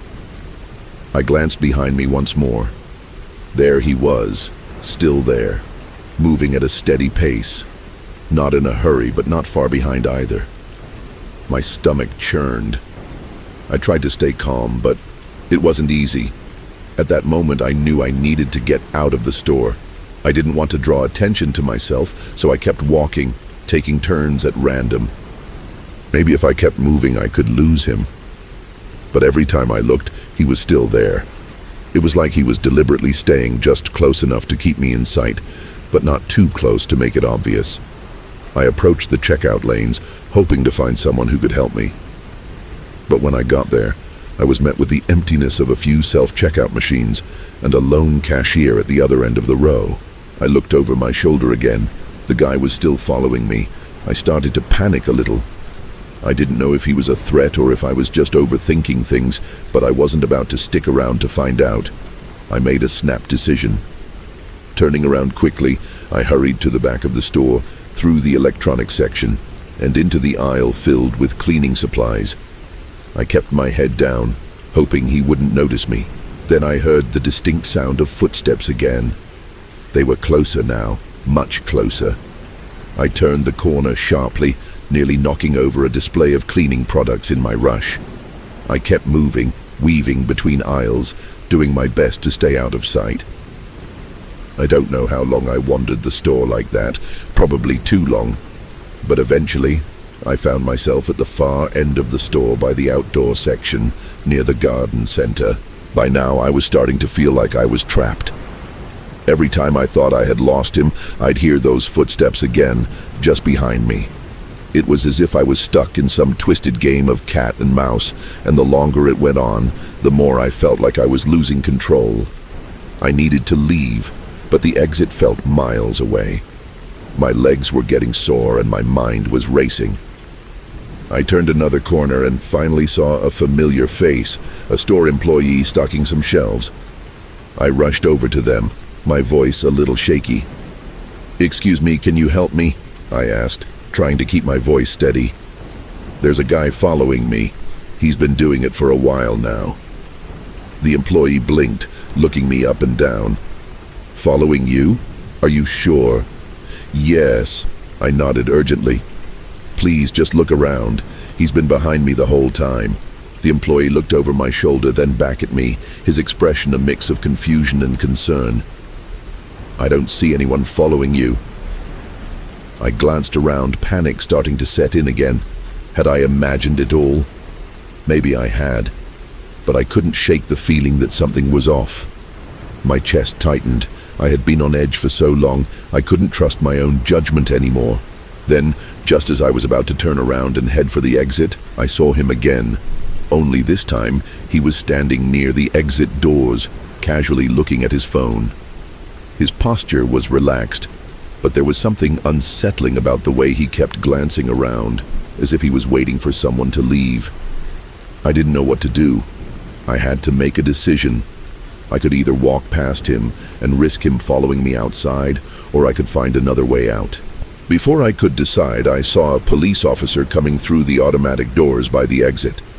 I quickly walked toward him, breathing a sigh of relief. "Officer," I called out, "there's a man following me in the store. I'm not sure what's going on, but I'm really scared." The officer's expression shifted, and he immediately started looking around. He must have seen the guy too, because he started walking toward him. By the time I reached the exit doors, the officer had stopped the man, asking him a few questions.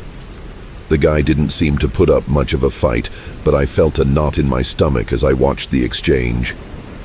In the end, the guy was escorted out of the store. I'm not sure what happened after that, but I didn't stick around to find out. I grabbed my cart, checked out as quickly as I could, and bolted for my car. As I drove home, I kept thinking about the whole ordeal. Was I just being paranoid? Had the guy been following me for a reason, or was it all a coincidence? I never went back to Walmart late at night again. I used to think those strange stories about Walmart were exaggerated. People love to talk, and a lot of what you hear sounds like typical online nonsense. Crazy people, weird smells, unsettling staff. It all seemed a bit too cliché, like urban legends that never really happened. I had never experienced anything remotely creepy at Walmart, at least not until that one night. Now, I can't even drive past one without feeling sick. It happened on a Thursday night. I'd just finished a long shift at the office and I was exhausted. To make things worse, a thunderstorm had rolled in out of nowhere, dumping sheets of cold rain onto the road. I hate driving in the rain. I always have. The glare of headlights and water on the windshield make me feel like I'm staring through frosted glass. But I needed groceries. I had promised to host a girls' night at my place, and I was already behind on everything. I figured I'd make a quick stop at the nearest Walmart, grab what I needed, and get home before the worst of the storm hit. By the time I got there, the parking lot was already halfway underwater. All the front spaces were taken, of course. I ended up having to park near the far edge of the lot, the part with the broken lights, where the pavement always feels soft, like it's rotting from underneath. I grabbed my coat, pulled it tight over my head, and started walking. I remember thinking the rain felt sticky on my skin, not just wet, and the air smelled like copper. I should have taken that as a sign. Just as I was nearing the entrance, I saw something that made me stop in my tracks. A woman came sprinting out of the automatic doors like a bat out of hell. She wasn't just running, she was screaming, loud and ragged, like she was being chased. She didn't stop or slow down. She just bolted across the parking lot, her soaked hoodie clinging to her like a second skin. I stood there, stunned, as her screams faded into the rain. My first instinct was to run back to my car, but the rational part of my brain took over. Maybe she was just mentally ill or high. People exaggerate all the time, and if there really was danger, wouldn't someone be reacting inside? I glanced back at the entrance. No one seemed to notice. A greeter was standing there like nothing had happened. I convinced myself it was fine. That woman was just another Walmart story I could tell later and laugh about. Inside, I grabbed a cart and tried to move quickly. I only needed a few things: chips, soda, some microwavable appetizers, but I wanted to be in and out. The fluorescent lights buzzed overhead and made everything look sickly and pale, like the store was dipped in bleach. Still, it felt good to be dry for a minute. I was in the snacks aisle when I felt the first drop hit me. Cold. Wet. I instinctively wiped my head, assuming it was just a leaky ceiling or leftover rain. But it didn't feel like water. It had a strange texture, thicker, and it smelled wrong, like spoiled milk and something else I couldn't quite place. I looked up, but the tiles above me were solid, no sign of dripping. I glanced around. No one else seemed to notice. I shrugged it off and moved on. Then it happened again in the next aisle. A larger drop this time, landing directly on my scalp and sliding down behind my ear. I wiped it off quickly, annoyed and unnerved. I looked up again. Nothing. No cracks, no puddles, no damp spots. Just rows of fluorescent lights and clean tiles. But my shirt was wet now. Whatever that stuff was, it had seeped through my hair and stained the collar. I tried to speed up, just grab what I needed and go, but the store felt bigger than usual. The aisles stretched longer, the corners darker. I kept thinking about the woman who ran out earlier. What had she seen? Then it happened a third time. I felt the splatter before I even stopped the cart. It hit my shoulder and my neck, and this time it was unmistakable. It wasn't water. It was white, thick, slimy. I gagged as the smell hit me again. Rotting eggs and something bodily, something awful. I stood there, frozen. Then I slowly turned and looked up at the top shelf behind me. That's when I saw him. He was crouched up there, curled like some kind of animal, hidden just behind the packages of paper towels. His face was twisted into the most unsettling expression I've ever seen. His eyes were wild, pupils too wide, and his mouth was stretched in this deranged grin, like he was proud of what he'd done. He didn't flinch when our eyes met. He just stared, grinning. And then, still locked in eye contact with me, he raised a tube of something in his hand and squeezed. More of that white substance sprayed out, hitting me across the chest and arms. I screamed. I didn't care how many people heard. I screamed like my skin was burning. I left my cart and ran toward the front, covered in whatever that was, stumbling past other shoppers who looked at me like I was insane. I burst into the front and begged the nearest employee for help. I was gasping, sobbing, barely coherent. At first, they looked at me like I was the problem. But when I kept insisting, when I told them there was a man hiding in the shelves squirting things on women, their expression changed. Security went in to check. I waited near the registers, still shaking, still soaked, still trying not to throw up. A few minutes later, 2 officers came in. Eventually, they brought him out.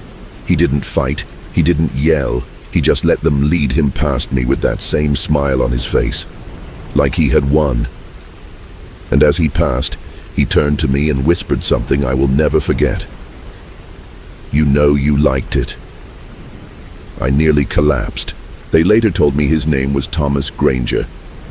He was in his late 20s and had been banned from several stores across the state for harassing women. Turns out he had been filling tubes with his own bodily fluids and hiding in Walmart for weeks, sneaking into different aisles, waiting for the right moment. They found his car in the lot with several more tubes inside, some empty, some full. He admitted to doing it to over a dozen women. The woman who ran out earlier had been his first victim that night. I was the second. A third had almost been hit, but security caught him just before he tried again. They said I was lucky, that if I hadn't screamed, he might have followed me into the parking lot. Might have tried something worse. I reported everything, gave a statement. Went home and scrubbed my skin raw in the shower. I threw away the clothes I had worn and stayed in bed for 3 days. I couldn't sleep. I couldn't eat. Every time I closed my eyes, I saw that face. To this day, I haven't stepped foot in a Walmart. I order everything online now. Groceries, clothes, toiletries. I don't care how convenient it is or how cheap things are.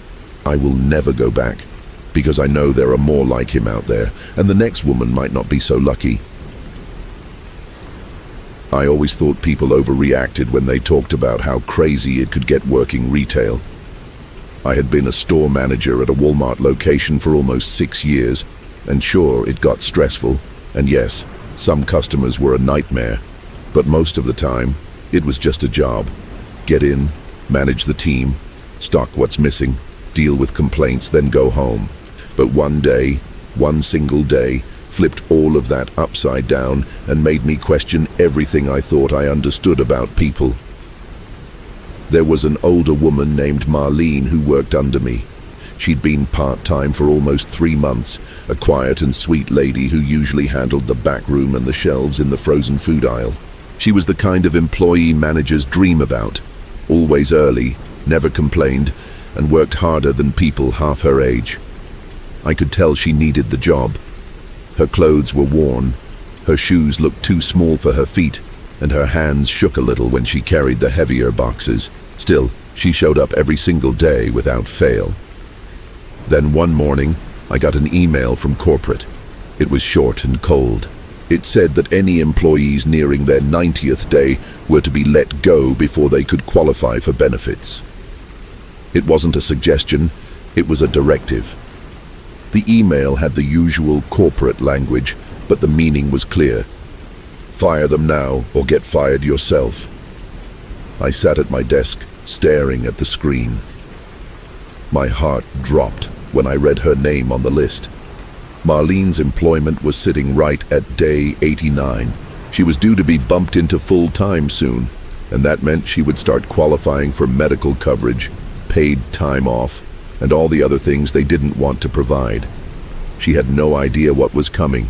It made me sick. This woman was near retirement age, working long shifts for barely above minimum wage, and now I was expected to toss her out like garbage just to protect the budget. I stared at the screen for a long time, wishing I could ignore it, but I couldn't. If I didn't act, I'd be next. I'd seen them replace managers for smaller things. I decided to break the news to her at the end of her shift, thinking maybe that would make it easier. Less of a scene. She was putting some soup cans on the shelf when I came up behind her. The look on her face when she turned around still haunts me. She was smiling, probably expecting something good. I think she thought she was getting a promotion. My mouth went dry. I felt like a coward. I told her quietly, as gently as I could, but it didn't matter. As soon as I said the words, "We have to let you go," something inside her just changed. Her expression went blank for a moment. Then she started trembling. At first I thought she was about to cry, but she didn't. She started mumbling instead, words I couldn't really make out, and then she dropped the cans and stared right through me. Her whole face twisted in this mix of anger and disbelief, like she couldn't even process what was happening. She begged me not to do it, told me she had no savings, no one to fall back on, and nowhere else to go. I told her I understood, but it wasn't up to me. I told her I had no choice, but she didn't accept that. She started yelling, not just regular yelling either. It was full of rage, deep and raw. Her voice got louder, cracking in her throat, echoing through the aisle. A few customers stopped and stared. Then she grabbed the edge of the shelf and pulled the entire row of cans onto the floor. They crashed down in a wave of noise, rolling everywhere. I told her to calm down. I tried to reach for her arm, but she slapped my hand away with surprising strength. I stepped back. She started storming through the aisles, throwing whatever she could grab. Boxes of cereal, frozen dinners, jars of pasta sauce. She moved fast for someone her age. She was knocking items off shelves left and right, storming through the store like a tornado. People backed away. Some filmed her with their phones. Others just left their carts and ran. The air filled with the sound of glass breaking and packages ripping open. Employees stood frozen, not knowing what to do. I tried to stop her. I really did. But when I got too close, she turned around and looked at me with this wild glare in her eyes, like she wasn't even human anymore. She looked like something else entirely. Her lips were pulled back into a snarl, and I remember thinking she looked more like a wild dog than a woman. She screamed at me again, yelling things I can't even write down, stuff about betrayal, about how no one cared, how she gave her whole life to people who saw her as disposable. Eventually, security came. They tried to reason with her, but she wasn't listening anymore. When one of them reached for her, she pushed over a whole display of bottled soda and grabbed a metal signpost from the cleaning section. She held it like a weapon and warned everyone to stay back. Her hands were shaking so bad I thought she might hurt herself. But the rage kept her going. She told them all to leave her alone. She wasn't afraid of anyone anymore. The police arrived not long after that. They tried to talk her down, telling her it wasn't worth it, that she needed to put the pole down and come quietly. But she didn't care. She said we took everything from her, and now we were going to watch her burn it all down. When they got close, she lashed out, swinging the pole and screaming at the top of her lungs. They finally tackled her carefully, but it took multiple officers to hold her down. The look on her face as they pinned her to the floor wasn't fear or regret. It was pure sadness. Like everything she had ever held on to had been taken away in that moment. She didn't fight anymore after that. She just cried. They escorted her out of the store, and even though she wasn't charged with anything in the end, she never came back. The store was a mess for hours after. Employees spent the entire evening cleaning up the destruction she left behind. Broken shelves, spilled food, glass everywhere. But that wasn't what stuck with me. What stuck with me was the guilt. I had done what the company asked. I followed the rule. But that didn't make it right. It didn't make what happened any easier to live with. I fired a woman who needed help. I turned her life upside down because someone at the top didn't want to pay for her benefits. And when she snapped, when she finally broke, people acted like she was the villain. But I knew better. She was a reminder. A loud, angry, tragic reminder of what this system does to people when they've outlived their usefulness. We pretend it's just business. That's what they always say. It's just business. But business can destroy lives. It destroyed hers, and I was the one who pulled the trigger.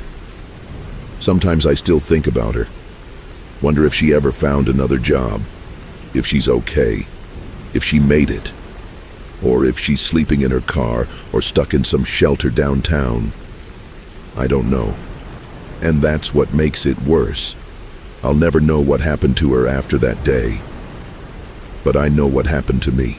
I stopped believing that my job was just a job, and I never fired another person without a fight again. It was the summer before the new school year started, and I was doing everything I could to stretch every dollar. I was a single mother with 3 little girls, and things had been rough financially for months. I had been skipping meals to make sure my kids had enough. Our car was breaking down every other week. Rent was always late. I didn't have much left in savings, and I was trying to avoid borrowing money from family again. That afternoon, I took my girls to a small thrift store that was part of a non-profit down the street. I thought I could get them each a few pieces of clothing for school. Nothing fancy. Just shirts, pants, and maybe a jacket if I could afford it. We were there for hours. They tried on outfits, some too big, some too tight, and some they loved, but we had to put back. Still, I figured we were being careful and staying within my budget. The total at the checkout wasn't much, but when I handed over my card, it got declined. My heart sank. I tried again, hoping it was a glitch. It wasn't. Declined again. I froze, feeling the stares of the people in line behind me. The cashier gave me a polite, quiet smile, but I could feel the discomfort in the air. My daughters stood by the cart, watching me with worried eyes. They didn't say anything, but I could tell they were bracing themselves to hear which items they had to give up. That was when the man behind us spoke. He looked like he was in his late 60s, well-dressed, with slick gray hair and a kind smile. He leaned closer and introduced himself, said his name was Donald.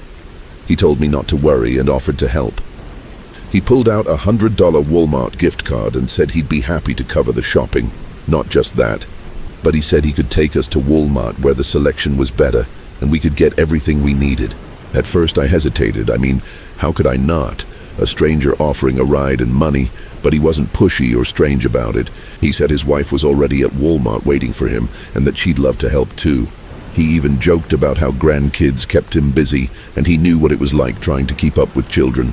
The people behind us were getting impatient, the girls were getting restless, and the thought of letting them get what they needed, and maybe even having some money left for dinner, was so tempting.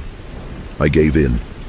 We left the thrift store without buying anything and followed him to his van. I didn't feel great about it, especially when I saw the van was white and had no windows on the sides, but it was daylight, and it was a busy area. I told myself not to overthink it. The ride to Walmart was uneventful.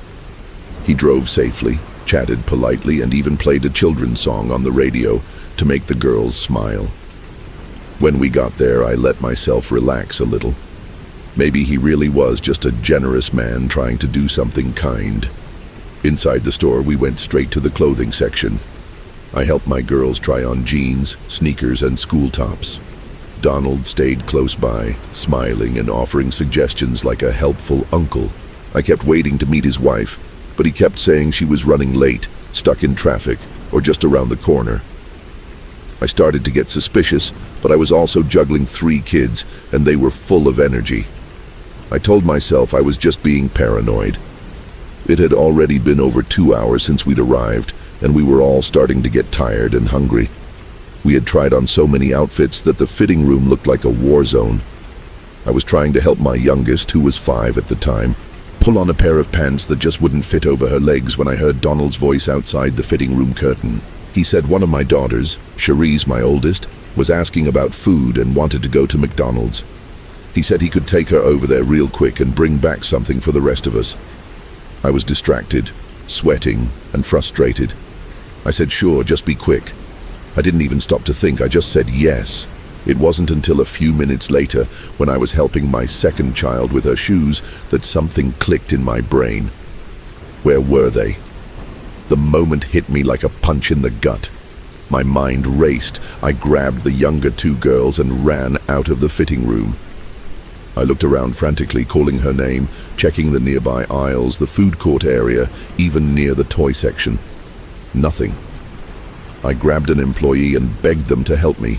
They contacted management, and soon staff were combing the store with me, calling out her name over the intercom, checking cameras. But Cherise was gone. And so was Donald. We waited, hoping they'd show up again. I kept telling myself maybe they just went outside for fresh air, or maybe she got tired and he was helping her rest. But minutes turned to hours. The store started to close. I didn't want to leave, but I had no choice. I was shaking when I got to the car. My daughters were crying in the back seat. I called the police and reported her missing. They listened, took it seriously. They issued an Amber Alert that night. I stayed up all night sobbing, pacing, blaming myself. I kept replaying everything in my head. The thrift store, the ride, the smiles, the lies. I realized I'd handed my daughter to a stranger. I'd ignored the warning signs because I was too tired, too desperate, too hopeful. My sister came over the next day. She held me as I collapsed on the floor, still wearing the same clothes. We sat there in silence, waiting for a call, hoping for a miracle. But the call that finally came wasn't the one I wanted. The police had found remains behind a small church several towns away. A girl's body. It was her. My Cherise. The pain that hit me after that can't be explained. It was like being crushed from the inside, like my heart was being ripped open over and over. I screamed until my throat gave out. I hit walls. I begged the universe to take me instead. I couldn't even look at my other two girls for days without breaking down. The man, Donald, was found later that same day. Police stopped his van near a gas station off a highway. Inside, they found evidence tying him directly to what he had done. He didn't even try to deny it. He confessed. He was a registered offender. He'd been in and out of prison for decades, mostly for crimes involving children. The state had let him out again and again. The last time they warned people, but no one listened. No one stopped him. And now, my daughter was gone forever. I had to sit through months of court hearings after that. Hear every awful detail about what he did, how he planned it, how long he'd been watching us. I learned he had followed us at the thrift store before approaching. It wasn't random. He had picked us, me, her. He was given the death penalty, but it will take years for that sentence to mean anything. Meanwhile, I have to live with the weight of what I did. I let my daughter go with a monster. I thought I was helping her. I thought I was being smart. But I made the worst mistake a mother can make. My therapist tells me it wasn't my fault, that I didn't know, that I was a victim too. But deep down, I still hate myself. No matter how many people tell me otherwise, I know I could have said no. I could have grabbed her hand and said, "We'll eat later, we'll manage." But I didn't. And now there's an empty chair at the dinner table. There's a drawer full of clothes she never got to wear. And every time I see a Walmart, I look away. Because I can't go back. Not after what happened there.